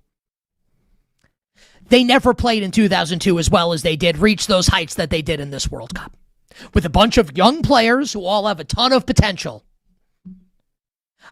I don't know if it would have been a disaster, only because, like, I don't know who they would have hired to replace him. Maybe it would have been someone really good also. But I didn't want that to even potentially be a thing. And it won't be now, reportedly. So we don't know for sure that Pochettino will return, but it looks like he's going to. And that is great, great news for United States soccer fans, because if he's back coaching this team at the 2030 World Cup, I legitimately believe that our expectations can be a little high here. And that's really fun. And there will be higher expectations heading into 2030 than there were heading into this 2026 World Cup when the United States won the group and won a game in the knockout stage. So again, per our friends at The Athletic, it looks like Pochettino will return as the coach of the United States team. Close on the deal is the headline, courtesy of The Athletic. So good stuff there. And now we transition from football to, American football. And we have some news out of Atlanta and Philadelphia that is not great for fans of the Falcons and the Eagles. Now, this is not news that will submarine and destroy seasons, but it's worth mentioning here on this show today. So let's start with Atlanta because there's more to chew on with Philadelphia. Tua Tagovailoa has a back injury for the Falcons. It is not going to keep him out for an extended period of time. In fact, Falcons head coach Kevin Stefanski said Tua will be out there sooner rather than later, but it's expected that Tua will not practice for the rest of the week as he deals with a tight back. Michael Penix Jr., the Falcons' first-round pick a couple years ago, I kind of think he stinks. And I hate to say that because I was all in on Penix before last year. Penix is still not practicing due to, as he comes off a torn ACL. So Penix isn't ready to go. So the Falcons here on day one, and Penix just said to the media, our friends at Underdog just tweeted this, he could have another month before he's cleared. So Michael Penix, if he's saying it could be another month, it could be longer than that. So based on his own words, this isn't like a reporter offering something. Michael Penix said this at Falcons training camp in Flowery Branch today. It could be another 4 weeks before he's cleared to practice. Not great. So undrafted rookie free agent Jack Strand, this could be like a Madden creative player, is currently the QB1 in Atlanta. They just signed Cooper Rush, formerly of the Cowboys and Ravens. So Cooper Rush will be the QB1 until Tua Tagovailoa is ready to start. I think I'm going to be in on the Falcons this year. I think I'm going to be in on the Falcons. Mostly because I don't like the rest of the NFC South. We talked about the Nick Scorton injury in Carolina, who's expected to be a breakout pass rusher for them. He has a torn ACL out for the year. And in a division where I think the margins are really fine between these teams, I think something like that really matters, even if I think the Panthers do have upside this year. The Saints might be a year early. I don't love the talent on defense, even if I love the offense. I love Kellen Moore. I love Tyler Shuck. I love defensive coordinator Brandon Staley. They may be a year early. And I think this could be a disaster potentially for Tampa. Vita Vea wants out. Baker Mayfield's playing the final year of his deal without a contract. Todd Bowles is still the coach. What could possibly go wrong? Now for Atlanta, Tua could be back in 5 days, in which case, no big deal. But if this is going to be something that lingers, I mean, they're beyond screwed. Like, you can't have this. Now, you know, because you've been listening to the show, watching the show, that I said literally like the day the Falcons signed Tua. Tua's going to be the Falcons starting quarterback this season. And he should be. He absolutely should be. He was not good, obviously, last year in Miami, and obviously wore his welcome out in Miami. But let's not forget this, and this is not me making the case for Tua to win MVP or win the Super Bowl. I'm not saying that. But there were points in his Miami tenure where we're towards the end of the year, and he's up there in the MVP odds. Like, he led them to the playoffs a couple times. The games didn't go great. The game in Kansas City, he got hurt before the Buffalo game. But he did not. Tua Tagovailoa does not suck. He might not be as good as Justin Herbert or Joe Burrow, also picked in the top 10 of the NFL draft in 2021. He might not be that, but he's definitely not bad. He's not bad. And in this Kevin Stefanski offense, where he just needs to be the point guard, get the ball to Drake London and to Kyle Pitts and obviously to Bijan Robinson, I think Stefanski's a really good coach. They retained defensive coordinator Jeff Ulbrich.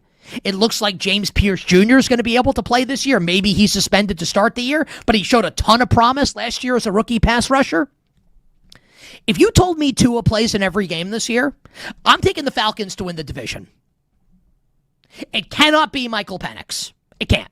With how he looked last year. Like, okay, Penix has a better arm than Tua, but he's inaccurate.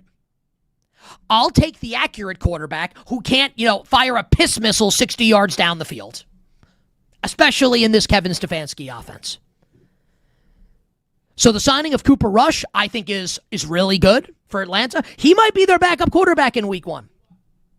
But it better be Tua Tagovailoa as the quarterback, not Michael Penix. We have more information from Penix, who is literally addressing the media as we speak right now, so quotes are filtering out. So Penix said, what we told you before, probably 4 weeks before he's cleared, but doctors did tell him he's ahead of schedule. Remember, he had a couple ACL injuries in college. He's being careful, so maybe erring on the side of caution. Okay, that's fine. I will just stick to my stance. It doesn't give me pleasure to say it. I loved him coming in. I loved the Falcons coming into last year because I believed in Michael Penix. I don't think he's got it. I just don't.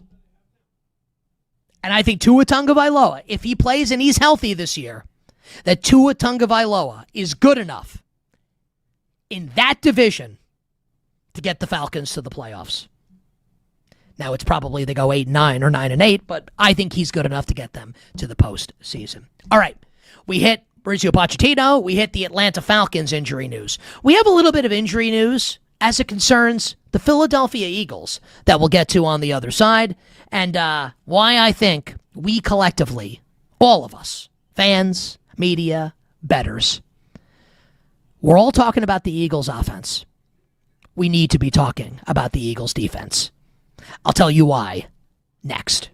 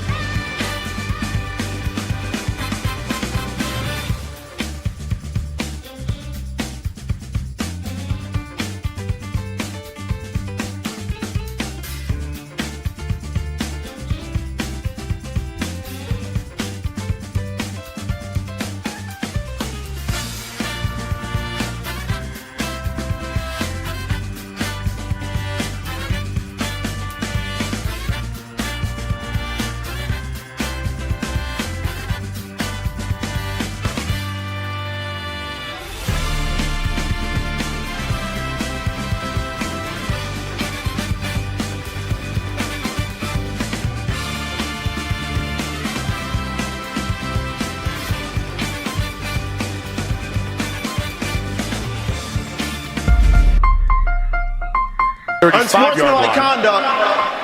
Defense number 98. Number 98's defense actions has disqualified him from the game. Whoa. 15-yard penalty. Whoa. Automatic. First down. So he walks there in front of Dak Prescott. Did he spit? Now, back to You Better You Bet with Nick Kostos, presented by BetMGM on Westwood One Sports. Oh, man, it's like you always love when the NFL can imitate an episode of Seinfeld. Did he spit? Let's break down the tape. Oh, he did.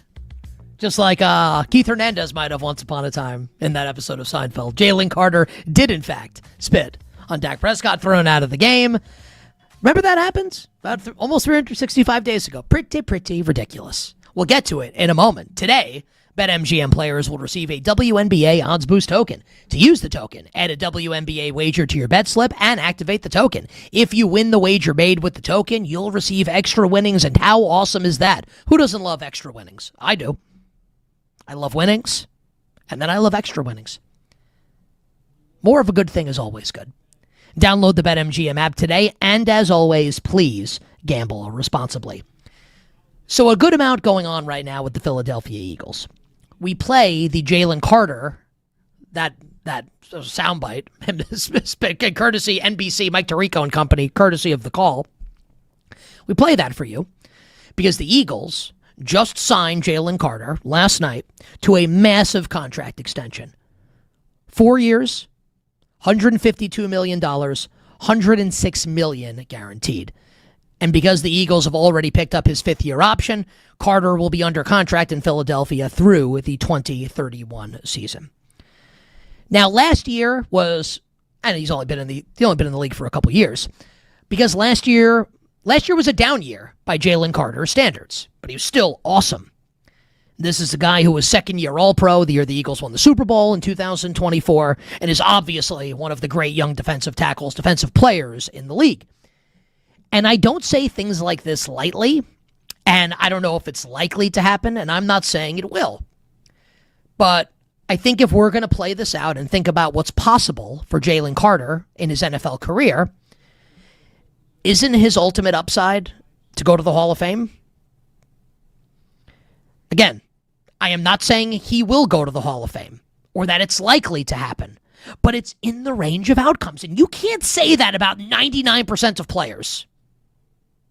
That's how good he's been. That's what his potential is. It's just, can he keep his head on straight? And there had been some talk this offseason from people I respect. And look, those people turned out to be wrong, right? Because he signed the extension.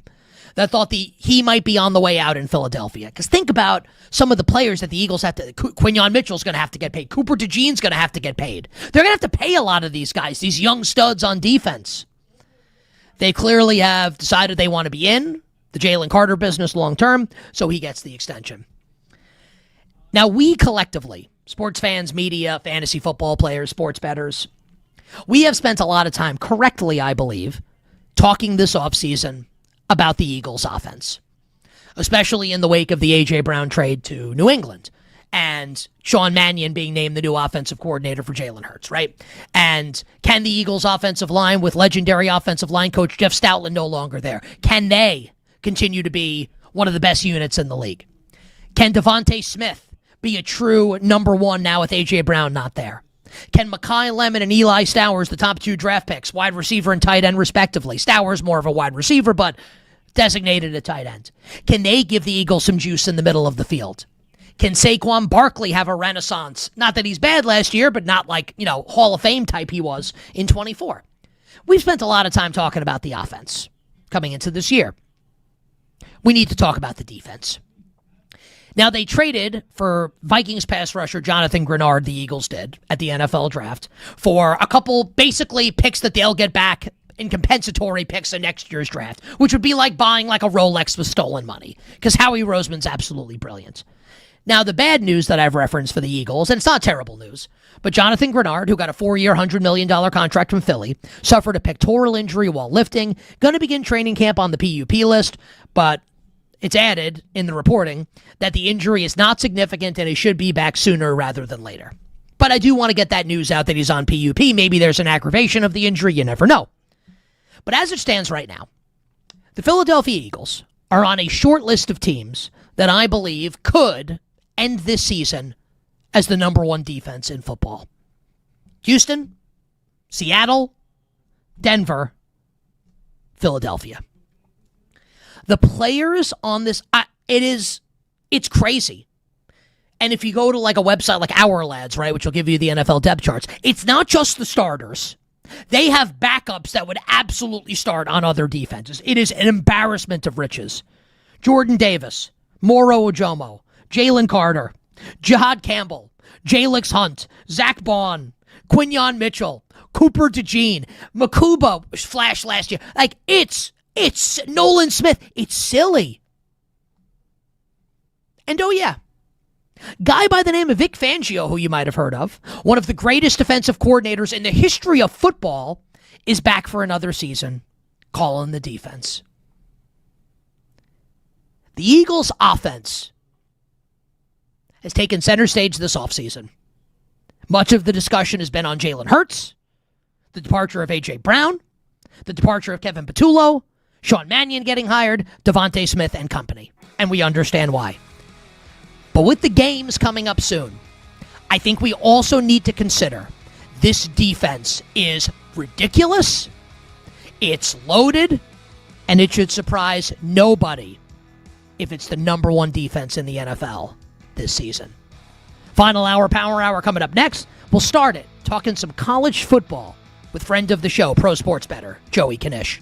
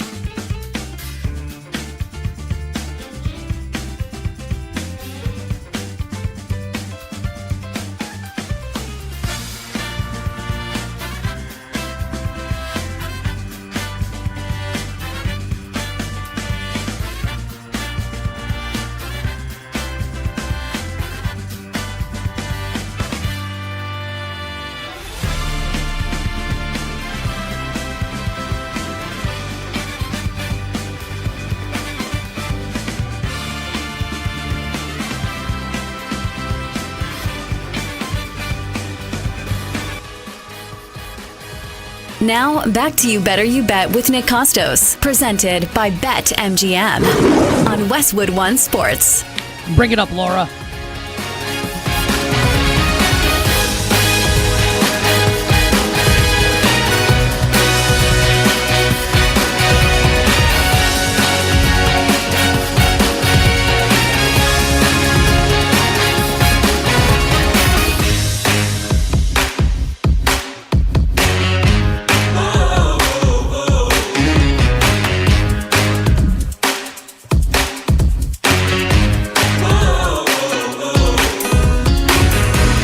Final hour.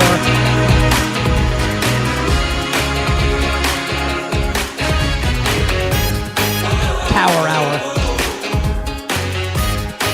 You Better You Bet on Westwood One Sports. Nick Kostos, our amazing crew, Joey Knish, and you. The Power Hour and every hour here on You Better You Bet, brought to you by BetMGM. Make it legendary by downloading the BetMGM app and visiting BetMGM.com. Coming up later this hour, we will get to everything going on in Major League Baseball, Curtis Mead's fractured wrist for the Boston Red Sox and what that means moving forward, and why Bryce Harper and me, your boy, Nick Kostos, are in full agreement as to what the Philadelphia Phillies need to do as we approach Monday's trade deadline. Bets for tonight will close the show. We look forward to that. And we do have a piece of breaking news in the National Football League, which will be a recurring theme as training camps are open all around the league and teams start practicing. Oh, yeah. We are through the malaise of summer, and now we have football back. Patrick Mahomes is in to start 11-on-11 drills for the Kansas City Chiefs. So right at the start of training camp, Patrick Mahomes participating in 11-on-11. I told you, and I could still be wrong, but I told you, the day that the schedule came out, Chiefs-Broncos Monday Night Football on ESPN. ESPN's got the Super Bowl this year. Do you think if they felt Justin Fields were going to be the quarterback in week one, it would be Chiefs-Broncos Monday Night Football week one? Come on. He could have a setback. He could get hurt again. Who knows? Patrick Mahomes is going to play week one. And I think the Chiefs will be right back in the mix to win the Super Bowl this season. But joining us right now to talk, maybe we'll do some NFL with our friend Joey Knish, but certainly talk this year's college football season. Mr. Knish is Mr. Big Ten, and Big Ten Media Days underway right now in the lovely city of Chicago. Pro Sports Bettor from the Hammer. Hit the Books is the college football betting show with our friend Brad Powers, a great college football betting show. The legendary Joey Knish on Twitter at JoeyKnish22. My friend, welcome back to the show. How has summer treated you? Nicky, baby, good to be back on no place I'd rather be. You know what? We're getting the feels right now. World Cup is over. Summer coming to a little bit of a close. And in the the Midwest, I'm actually driving through some cornfields right now. You're getting that. I'm about to strap the pads on and go hit somebody on the side of the road. It's getting that feeling for the old pigskin back in the air. Can't wait. This is the duality of man right here. Because while my friend Joey Knish is absolutely psychotic, he's crazy, and I mean that in a positive way. I'm crazy too. You also get the side of him where during the World Cup, he's tweeting like he was born and raised in Derby Town. like using all the soccer. You love it, and I love it too, and I love that about you. I'm guessing you saw the news here from The Athletic.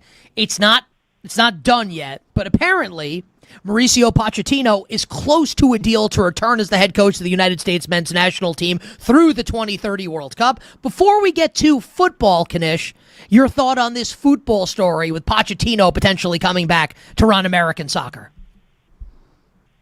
You know what? I'll eat some crow on this one. When they originally hired him and like halfway through the cycle, when it looked like I was like, this is a disaster. He just wants out. He took the money.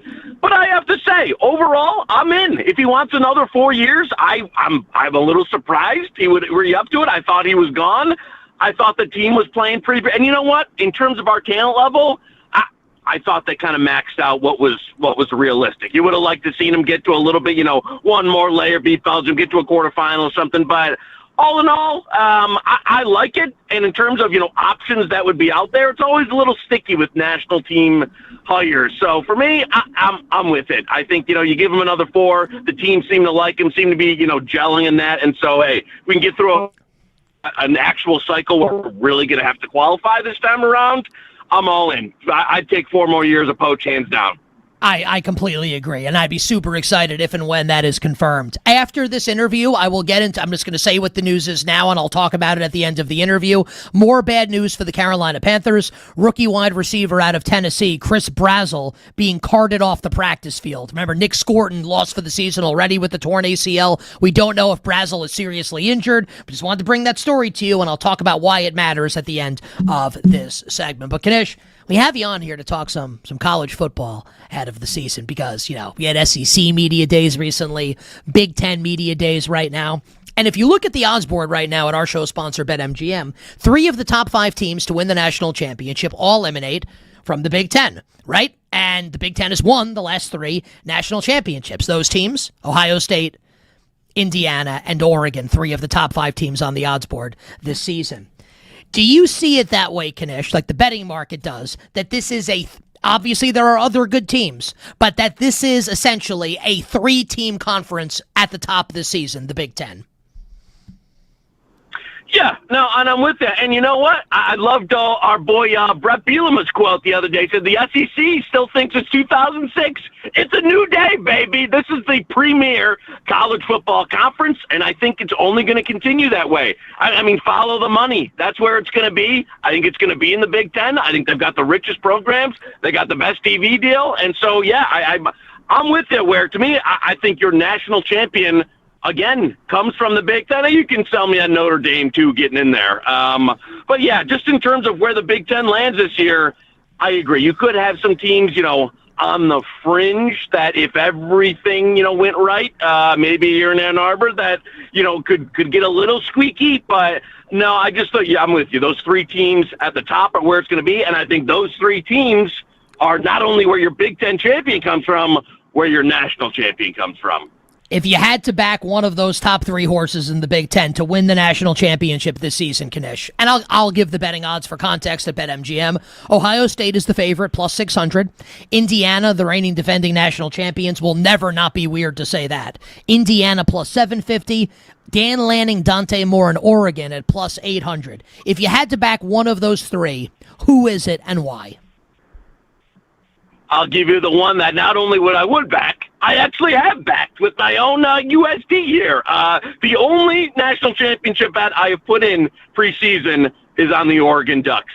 I think they're absolutely and it's not only like they've got the frontline premier talent. It's a depth piece too. I think you've got multiple options at quarterback. You've got defensive line, and you know what? You've got kind of that bust through that anger. Indiana. It's really tough, I think, in today's era now, with all the movement and with all of the, to go back to back. I think Indiana will still be very good. I think Ohio State will still be very good. But it feels like, for me, I think Oregon's the best of those 3. And when you factor in the price, too, where you're getting a little bit longer odds on the team that I think is going to be the best of the 3, Oregon Ducks, for me, the only natty future I've placed, and the one that I would be recommending right now going into the preseason.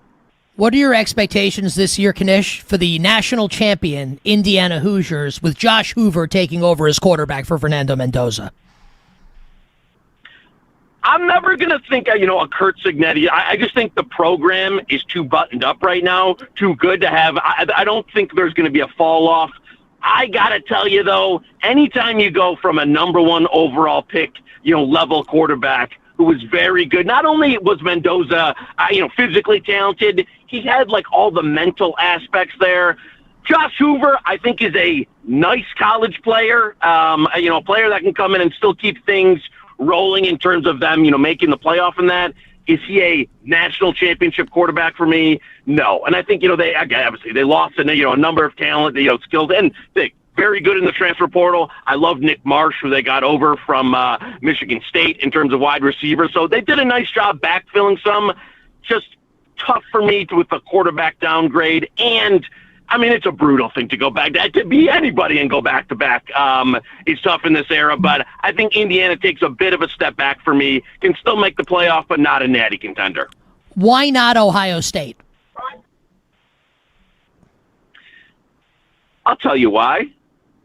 It's because, number one, I'm a salty Michigan fan. That's why. But number Fair two enough. is really, I think, yes, in terms of, I would not, again, do I think Ohio State can win it? But if you want to tell me this is the team at the top of the board, I don't love Julian Sain in terms of, like, I don't think he's elite at the quarterback position. They always have a lot of skill talent.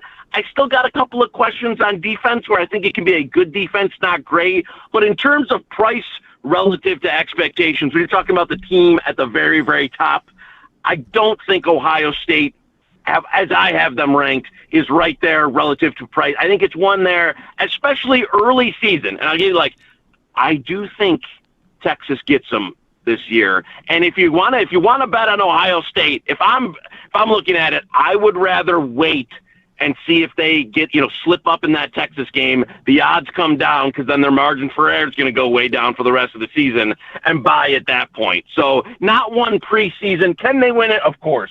But in terms of actually putting a bet in preseason, not for me. Take your pick. The fourth best team this year in the Big Ten will be A, Michigan, your Wolverines with Kyle Whittingham now coaching, Bryce Underwood a quarterback. B, USC with Gary Patterson out of retirement to coach the defense. Or C, a school that I have not mentioned, and why? I'm going to tell you who's a little bit, I think we'll call it a little sneaky. And there is, I like, and I don't know if it's even sneaky, but you can jump in on Penn State there because of all the continuity that they're bringing over, which I think matters so much in college football these days. Do they have maybe the highest level premium talent as, some of the other programs you mentioned? No. But when you talk about we're bringing so many guys over from Iowa State and having so much of that continuity mixed in with some of the guys that remain there, if I had to pick between those, if I'm talking Michigan, or Penn State, or USC, I think I would give the slight nod to Penn State. Michigan, maybe the ceiling's up there, but I got to see it, especially after, some of the question marks in the offseason and Bryce Underwood there. I think it could go. That's pretty high variance. It could go a number of ways. And you know what? USC now, I could see a little bit more of the bottom falling out there. I mean, especially going to look at Riley era at USC, where maybe it goes south. And that, maybe I'm not saying it's over, but I think there's a potential that what the expectations were when they hired them to what we've gotten so far. If it goes, if they go, 7, 8 wins or worse, that seat's going to be cooking. Pro Sports Bettor Joey Knish on the show, host of Hit the Books with our pal Brad Powers as part of the Hammer Sports Betting Network. He's on Twitter at Joey Knish22. Knish, give us a bet that you like for a school in the Big Ten. Could be a win total, could be to win the comp, whatever it is that we have not yet discussed, and why you like it. You know what? Let's go a little win total action here. And I got to tell you, I think, this is going to be a tough one to say. Michigan State is a little bit undervalued in year one in Pat Fitzgerald, where everybody's way down on him. And don't get me wrong, the Johnson Smith era ended rough. It was a rough one, but I think Pat Fitzgerald, who is maybe not a guy to get them, I'm not talking about this team's going to be back to the playoff or any point, but there was a decent amount, especially at quarterback. I know they got rid of Aiden Childs, but there's a decent amount of returning talent, enough for me, and I think Pat Fitzgerald is a floor raiser. Maybe not a ceiling raiser, but a floor raiser where I think he can get this team back to bowl eligibility, 5 wins, couple of non-con games that I think they should get in the bag. For me, I took some Michigan State over 4.5. There's some decent, good plus money out there on over 4.5. I think Pat Fitz can get them to 5-7, maybe even 6-6 in a bowl win. As a team that when you're playing that Pat Fitz ball, I think you can kind of ugly it up and compete in a lot of games. And you know what? again, he took a lesser program in Northwestern and was able to get them on solid footing. I know a lot's changed, but for me, I think they'll be back to at least respectability this year, and the market's having them down at the way, way bottom, and I don't see it totally. Who's going to win the SEC this year? This is a great one. And I got to tell you, we have talked about this on Hit the Book. I'm telling you, I think there's 7, 8 options here. And I know that, do I think it'll be Georgia or Texas? Probably. But you could sell me down the board on legitimately 7 or 8 teams that I think have a shot. So for me, if I'm making a bet, right, do I think, gun to my head, who's actually going to win it? I would lean Texas. If I'm making a bet at the prices are out there, I got to tell you, I think Oklahoma's got the best I think they've got a real shot at the best defense in the country, and they're kind of around 10-1 out there in the market. If I'm making a bet, I'm going with that price-wise as opposed to going to the top of the board because I think that defense is real deal. And John Mateer, hopefully he was, I think he was banged up for a lot of last year and his performance declined. You can get the offense going a little bit, and I think that defense is as good as it gets right now. So Oklahoma around 10-1 for me to win the SEC. I've sprinkled a bit.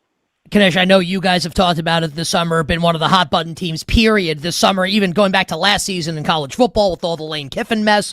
LSU, win total is 8.5. No is minus 190 for LSU to make the college football playoff, which I think is a little interesting, right, with all the hype and Sam Levitt and Lane Kiffin now taking over in Death Valley. What about your expectations for the Lane train in LSU year 1 in Baton Rouge?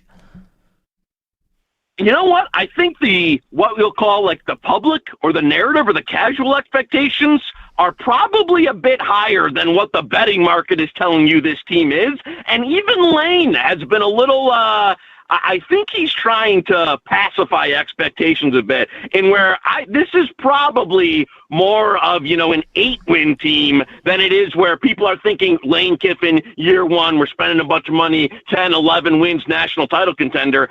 I don't think this is a national title contender, and we'll give you a little extra sauce here. Week 1, Clemson, we gave this out on Hit the Books end of last week. Clemson at anything over 10. There's 10.5. There's a couple 11.5s, 11 out there. That's a bet, week 1. I think that game's going to be much more competitive than the market's showing right now, and I think that's one that as we get closer to kick will come down. I'm not even that much of a Clemson buyer, but you know what? Lane, week 1, I think that could be one that we're going late there where it's going to be a competitive game. Anything over double digits on Clemson week 1, well, a little bit of a Lane fade week 1. Give us a team, Kanish, that we have not yet discussed, that you are either higher on than the betting market is or lower on than the betting market is. And this is going to be, we'll square it up for the first one. I just think Texas Tech is far and away the best team in the Big 12, and I've played anything with a plus sign on them to win the Big 12 has been a bet for me. That's probably of the offseason, and I know the Brennan Sorsby thing, and they've got the questions with Will Hammond's health, that quarterback. I think Hammond will be good enough, especially if he's early on. They've got a couple of layups too early in terms of some easy games, so they can give him a bit of a time. And their schedule lines up where I don't think there's any way they're not in the Big 12 championship game. And if you're getting a plus, they're going to be at least a touchdown favorite if they make it to that game. And I just think we're talking about a program talent-wise that is so far and away above the rest of the Big 12. And what's happened at some of the second-tier programs, Utah takes a step back. I think BYU takes a step back. I think TCU takes a step back. So for me, Texas Tech, anything with a plus, I see some plus 100 out there to win the Big 12 championship, I think is very much worth a bet, regardless of the quarterback situation.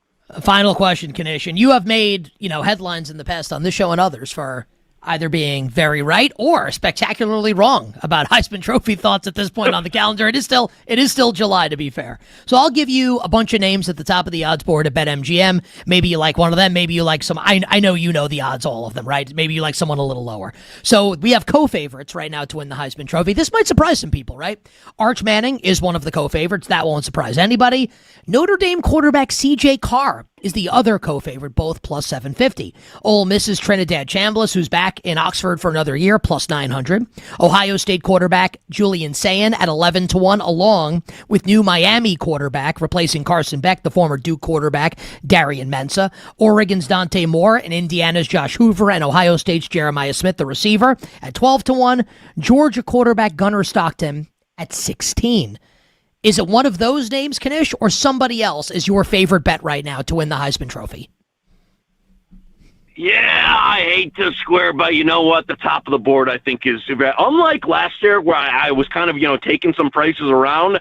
I think the two names right at the top there are going to be tough. From one, I think Notre Dame is going to be very, very good. And C.J. Carr, I got to give it to Powers. He's been saucing him up since the kid was a recruit. Is going to be, I think, potentially the number one pick in next year's draft. I think you got to have a little bit of a leg up on him right now to be next year's number one pick. So he's up there. And you've got the Arch Manning PR brigade where they spent so heavily on weapons for him this offseason. And I think they're really going to try and go all in on the Texas offense this year. And everybody, and Arch, even the, casual guy who doesn't want to call it, knows the name Arch Manning. So when you have those two names at the top of the board, it's going to be really tough for somebody else, especially if Notre Dame and Texas are, winning 10, 11 games and producing on offense to sneak in there. So, yeah, I haven't done too much farther down. Maybe one name a little bit kind of farther mid-tier, Aaron Philo from Florida. Offense could be a bit exciting. Newt comes in. He put up some great numbers at Georgia Tech from like just a passing standpoint. So get him in. They've got some talented wide receivers in Florida. Maybe a sprinkle on Aaron Philo down the board. But, yeah, for me, if you're giving me who's going to win, I think it's Carr Manning at the top. Final question, Kanish.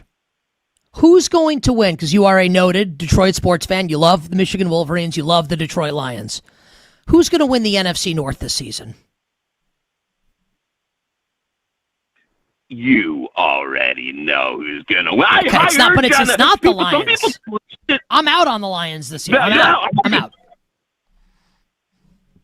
I heard, trust me, I heard you saucing up you with your Viking horn in the studio there, trying to be, Kyler Murray, he's going to get revamped. I'll tell you what, week one, the Pack go into Minnesota and bury your Vikings week one. My favorite bet of week one there for an NFC North teaser, the Pack to go in and take those clowns in the purple all the way down, my friend. While we're here on the subject of week one, did you see the my favorite week one bet? And if not, I will share it with you right now. I'd love to get your opinion on it. I don't know how. Give it to me. Okay. I don't know how people that it doesn't mean the bet's going to win, but people that I respect, I would be shocked if anyone disagreed with my methodology behind this. And that's maybe I'm setting up to be let down here. So tell me how, Kanish, the LA Chargers, with all the hype with Mike McDaniel, right? And how this offense is going to be something completely different, right? And the tackles are going to be back. The hype train is roaring on the Chargers. They're favored with zero home field advantage by 10.5 against Arizona in week one. It's not much of a road trip from Arizona to LA. The Chargers have no home field advantage. Jacoby Brissett is a more than competent start. He's not great, but he's a competent starting quarterback. There are absolutely weapons on offense to work with. The defensive coordinator was retained, and if they're healthy this year, I'm not saying they're good. They're going to be great. They're not one of the 3 or 4 worst teams in the league. The point spread's 10.5. Am I crazy? How is Cardinals not 10.5 the best bet of week one in LA against the Chargers? You know what? We might be on different sides of the Green Bay, Minnesota. But I'm with you there. I love the filthy dog there in week one. I'm with you totally. I think the numbers, as you said, no home field there. I think Cardinals probably. Jacoby Brissett, hey, they got him signed. They've got some options at wide receiver. Again, I'm not saying they're winning out right here, but yeah, I'm with you. I've seen. There's even a couple 11 and a halves out there. I'm with you. Anything double digits there week one, I will be rolling with Nicky K on the cards. Hit the Books is the show with Joey Kanish and our pal Brad Powers as part of the Hammer Betting Network. It is an awesome college football betting show, and we may rate his Twitter account R, but it's still worth a follow at Joey Kanish 22. Thank you very much, my friend. Stay well. We'll catch up soon. Sounds good. What a close off from our friend Joey Knish. So that's it from our pal. All right. A lot to chew on there in college football. I've got some thoughts on how Ohio State, Indiana, and Oregon, if they don't get it done, what will the reason be?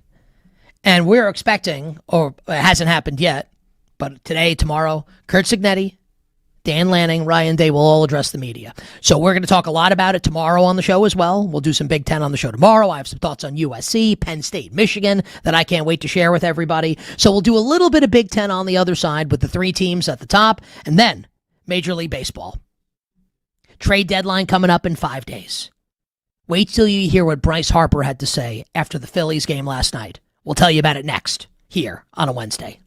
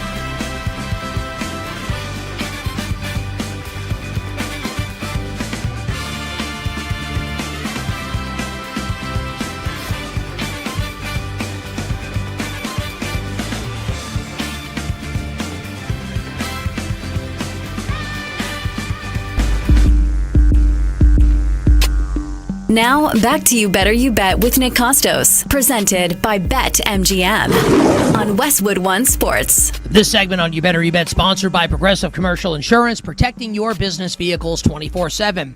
See if you can save at progressivecommercial.com, progressivecommercial.com.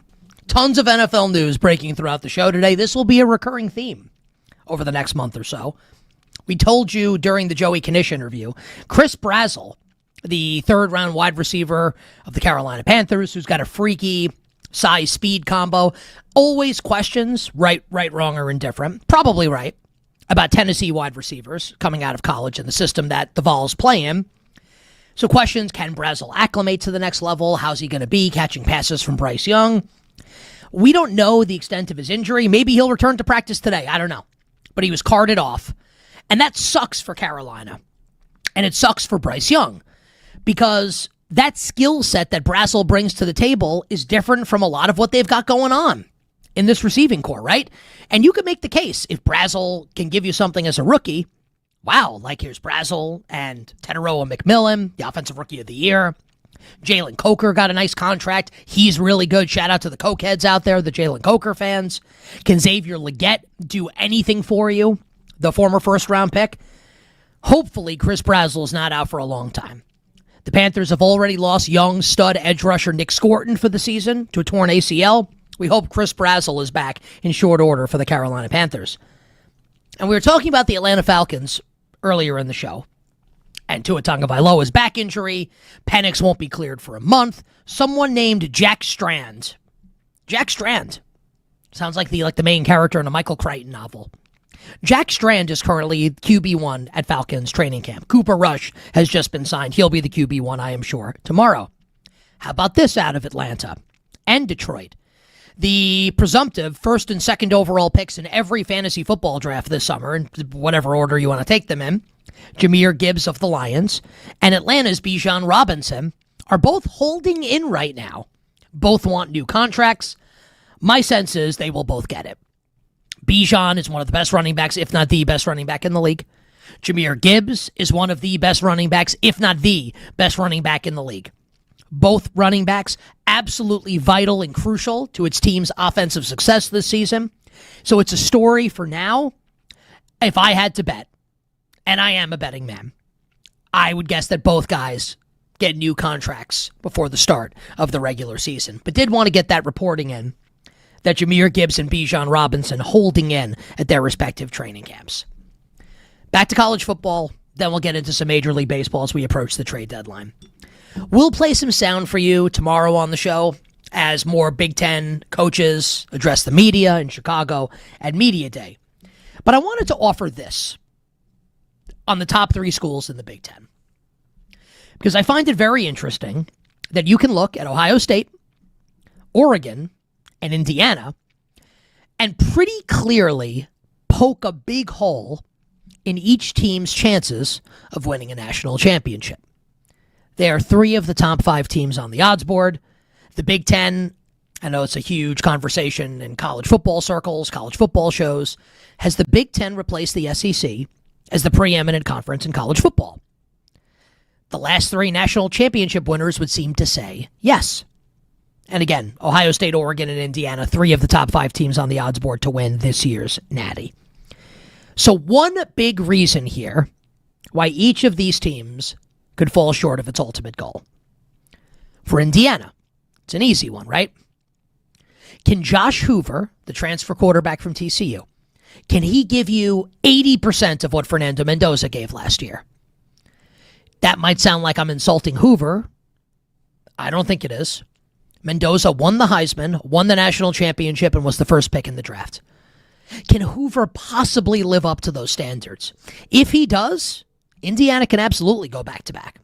I think Charlie Becker is going to have a monster year catching the ball in this Indiana offense. So Hoover, the question mark in Indiana. For Oregon and Dan Lanning and Dante Moore, who returned so much talent, Knish just told you, the only team he's bet to win the Natty is Oregon. Can they beat the best teams? That's the book on Oregon. They destroy everybody except for the very best teams every year. Can they scale that final mountain? Can they slay Ohio State? Can they slay Indiana this year? If they can win the Natty. And for Ohio State, Ryan Day strikes me as the type of guy that like bungled his way into, like stealing the Maltese Falcon or like the Mona Lisa from the Louvre and got away with it and was lucky to get away with it. And then decides the next morning, you know what? I'm going to hit him today for a Monet. I'm going back. Last year, a lot of us questioned we were wrong. What the hell is he thinking hiring Matt Patricia to run his defense? To be fair, Matt Patricia was awesome calling the defense last year. The Ohio State defense was like the 85 Bears of college football. They were amazing. The offense just couldn't get it together in the playoffs, right? Against Miami and then in the Big Ten title game against Indiana. Do you know, dear listener, dear viewer, are you aware of who is the offensive coordinator this year at Ohio State? Do you know who it is? If you don't, you are in for a treat. It is former Atlanta Falcons head coach. Last year called the plays on offense in Pittsburgh. Arthur Smith is the offensive coordinator this year for Ohio State, which probably means Jeremiah Smith will basically be a decoy. I don't know if like the NIL rules, can they sign Jonnu Smith to play this year? Can Tyler Algier play for the Cardinals on Sunday, but then run the ball for Ohio State on Saturdays? We know what Arthur Smith wants to do. Take the best players on offense and not give them the ball because he's smarter than everybody else. To be fair, I thought Patricia would be a disaster. I was wrong. Also, they had 1 million draft picks, but still, I was wrong. I can't wait to see if I'm going to be wrong about Arthur Smith. So those are the 3 big teams in the Big Ten, all with big-time question marks entering this season. You bet on this Wednesday. Nick Kostos and you, Westwood One Sports. To the diamond. Last night in Major League Baseball, the Philadelphia Phillies got blanked by Sandy Alcantara and the Miami Marlins. The Phillies lost 1-0. It is their 4th consecutive series loss. The Phillies have lost 8 of 11 games, and in 6 of those 11 games, the Phillies have scored 1 run or fewer, prompting Philly star Bryce Harper to tell the media this after last night's loss. Yeah, I think we need some help, but, I think we've proved, pretty much all year we've done a pretty good job. But, anytime you can, get some help in here and reinforcements, I think it helps. Bryce Harper is basically telling Dave Dombrowski and Preston Mattingly, Don's son. It's actually true. Hey, can we get another bat, please? We can't score any runs. We need some help here if we're really going to contend in the National League. And I've been saying this for a while now on this show. The Phillies, with their frontline starting pitching and having made the move to dismiss Rob Thompson and Don Mattingly's the manager, they are ready to potentially contend with the Dodgers to win the NL. And if you win the NL, I think the winner of the National League is going to win the World Series. And they can absolutely do it with the frontline starting pitching. They got to go do something. Have to. Now, Byron Buxton dealing with a hip back issue for the Minnesota Twins right now. To me, this kind of reads as, yeah, maybe he's hurt. Also, maybe we'll trade him and let's keep him on ice for a little bit. The Phillies, assuming Byron Buxton's healthy, go get Byron Buxton. Just make this easy. And have your nice trip through October where they could absolutely, again, the pitching's there. I like the manager. You need another bat. Go get Byron Buxton. Go get him. Assuming he's healthy. And I think the Phillies will be cooking with gas come October. Also in Major League Baseball, the Boston Red Sox, and we talked about yesterday the fact that Curtis Mead, who the Red Sox acquired from the Nationals in exchange for 24-year-old pitcher Connolly Early, got hit by a pitch on Monday against the Athletics, but x-rays came back negative. I'd love to know who took those x-rays, because further inspection on Curtis Mead showed that he actually has a fractured left wrist. On the 10-day injured list, who knows how long he'll be out for, feels like a while. He's described himself as being catatonic at this news. Literally gets traded, the next big thing in Boston, to help this team, who I think will absolutely be a playoff team come October, and he's already injured. Remember what I said yesterday on the show, what I said Monday on the show. Curtis Mead, I know a lot of people dislike the deal. I liked it for Boston. Worthy, roll of the dice, swing of the bat. You've got a bunch of good pitchers already. Connolly early was good, not great against the Yankees in the wild card round last year. I didn't mind the deal for either team. And I thought this was a worthy gamble for the Red Sox. But what I said is they need to do more. Because the AL's wide open, and if Garrett Crochet comes back before the end of the season, if Roman Anthony can come back before the end of the season, in a weak, watered-down American League, Boston can make a run. I said that when I thought Curtis Mead was going to be playing for the Red Sox. So with Mead out now for an undetermined period of time, Craig Breslow, pick up the phone, make something happen. Because the Red Sox can make some noise in October in this bad American League. Last note on baseball. Only lost by 2 touchdowns last night with my Orioles bet. 14-0 at the hands of the Detroit Tigers. Now, my sense is still that the Tigers will trade Tarek Skubal before the deadline. And that brings us to the LA Dodgers, who are getting healthier in addition to just being awesome. Kike Hernandez is back for the Dodgers. Edwin Diaz is going to be activated today, we think, from the injured list. Blake Snell could be back next week. Will Smith could be back soon after slapping Chris Rock in the face and winning a World Series. Tyler Glasnow could be back next month. So it looks like they'll be healthy rolling into October. But the big question right now with the Dodgers is Shohei Ohtani going to be healthy enough to pitch again? Hasn't pitched since July 3rd. If he is, I mean, come on. We saw what they did last October. Like it's even more ridiculous this October.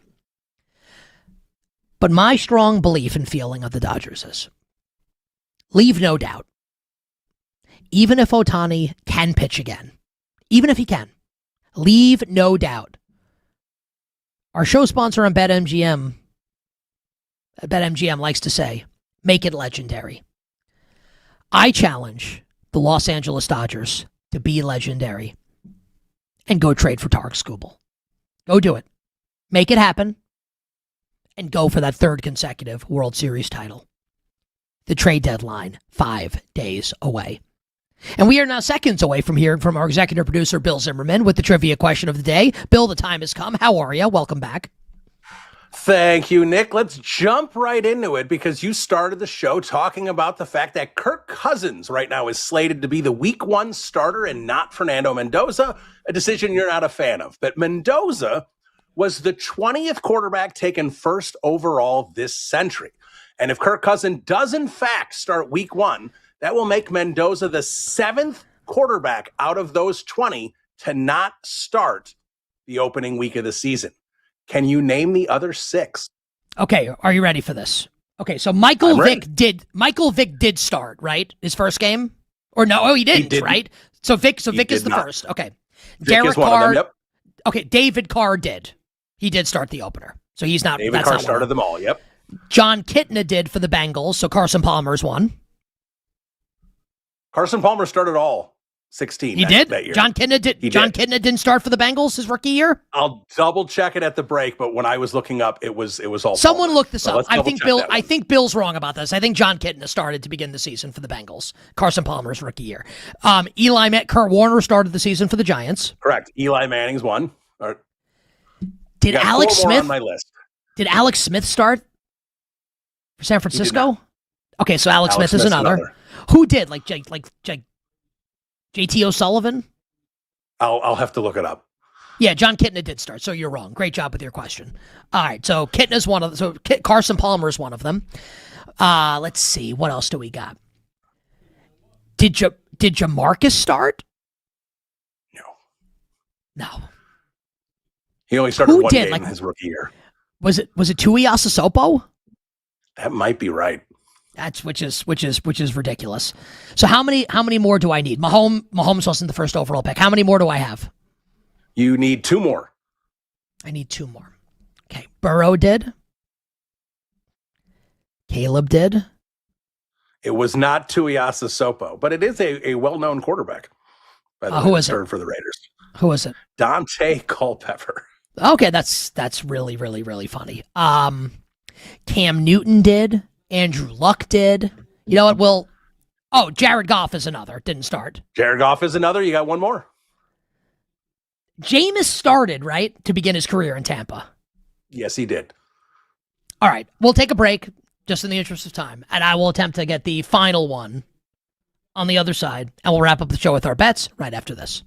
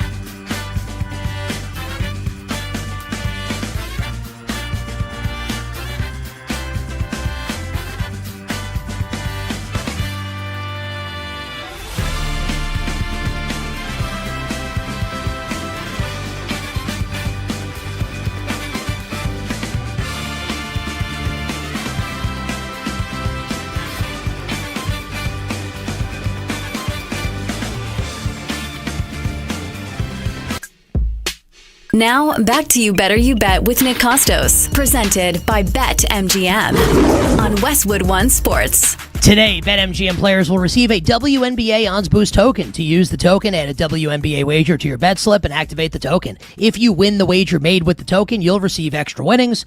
Download the BetMGM app today and please gamble responsibly. Thanks to our crew and thanks to our guests today, Danny Parkins, Warren Moon, and Joey Knish. Bill, the answer has to be Sam Bradford because I've gone through the rest of them and I know that all those quarterbacks started in week 1. So is Sam Bradford the final name? First overall pick to not start in week 1. I actually thought Sam Bradford did not start. Sam Bradford started all 16 games his rookie season. I did go back and double check during the break. It was not year 2 like Carson Palmer where I screwed that one up. But there is a quarterback in the last 10 years that did not start until week 4. He came into a game in week 3. Who was it? Baker Mayfield. Tyrod Taylor that's started. right. And it was the Thursday night game against Sam Darnold and the Jets, and he came in and won the game. Damn it. That's correct. An easy one with Hugh Jackson as the coach. I should have gotten that right. Yeah, was Hugh Jackson the coach? Or was it Stefanski yet? No, not Stefanski. No, it wasn't Stefanski. Yeah, Freddie Kitchens was the coordinator. I think it was Hugh Jackson, I'm pretty sure. And that was that Browns-Jets Thursday night game. And everyone thought that was going to be the next big thing with Baker Mayfield. He's turned out pretty well. So is Sam Darnold. All right, let's get to the bets to wrap up the show. Laura, please drop the dope-ass beat. I don't think Bill's going to like this one. But we have to be honest. The Chicago White Sox have been a great story this year, right? First place in the American League Central. I think people liked the White Sox a little bit this year, but I don't think anyone thought playoffs for the White Sox. The New York Yankees have been putting the White Sox in their place the last couple days. Beat them the first 2 games of this series.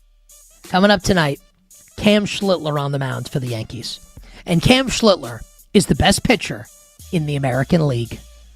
Fried, Monday, Cole Tuesday, Schlittler tonight. I don't even need to mess with the Yankees to win the game. Let's put the Yankees on the run line. Yankees minus 1.5 tonight on the road against the Chicago White Sox. Even without Bellinger, even with no Judge, even with no Stanton. That does it for the Wednesday edition of the show. I will talk to all of you tomorrow on a tremendous Sports Thursday. Until then, I'm Nick Kostos wishing you minimal sweats, winning bets, the absolute very best of luck. Black and Abdallah coming up next.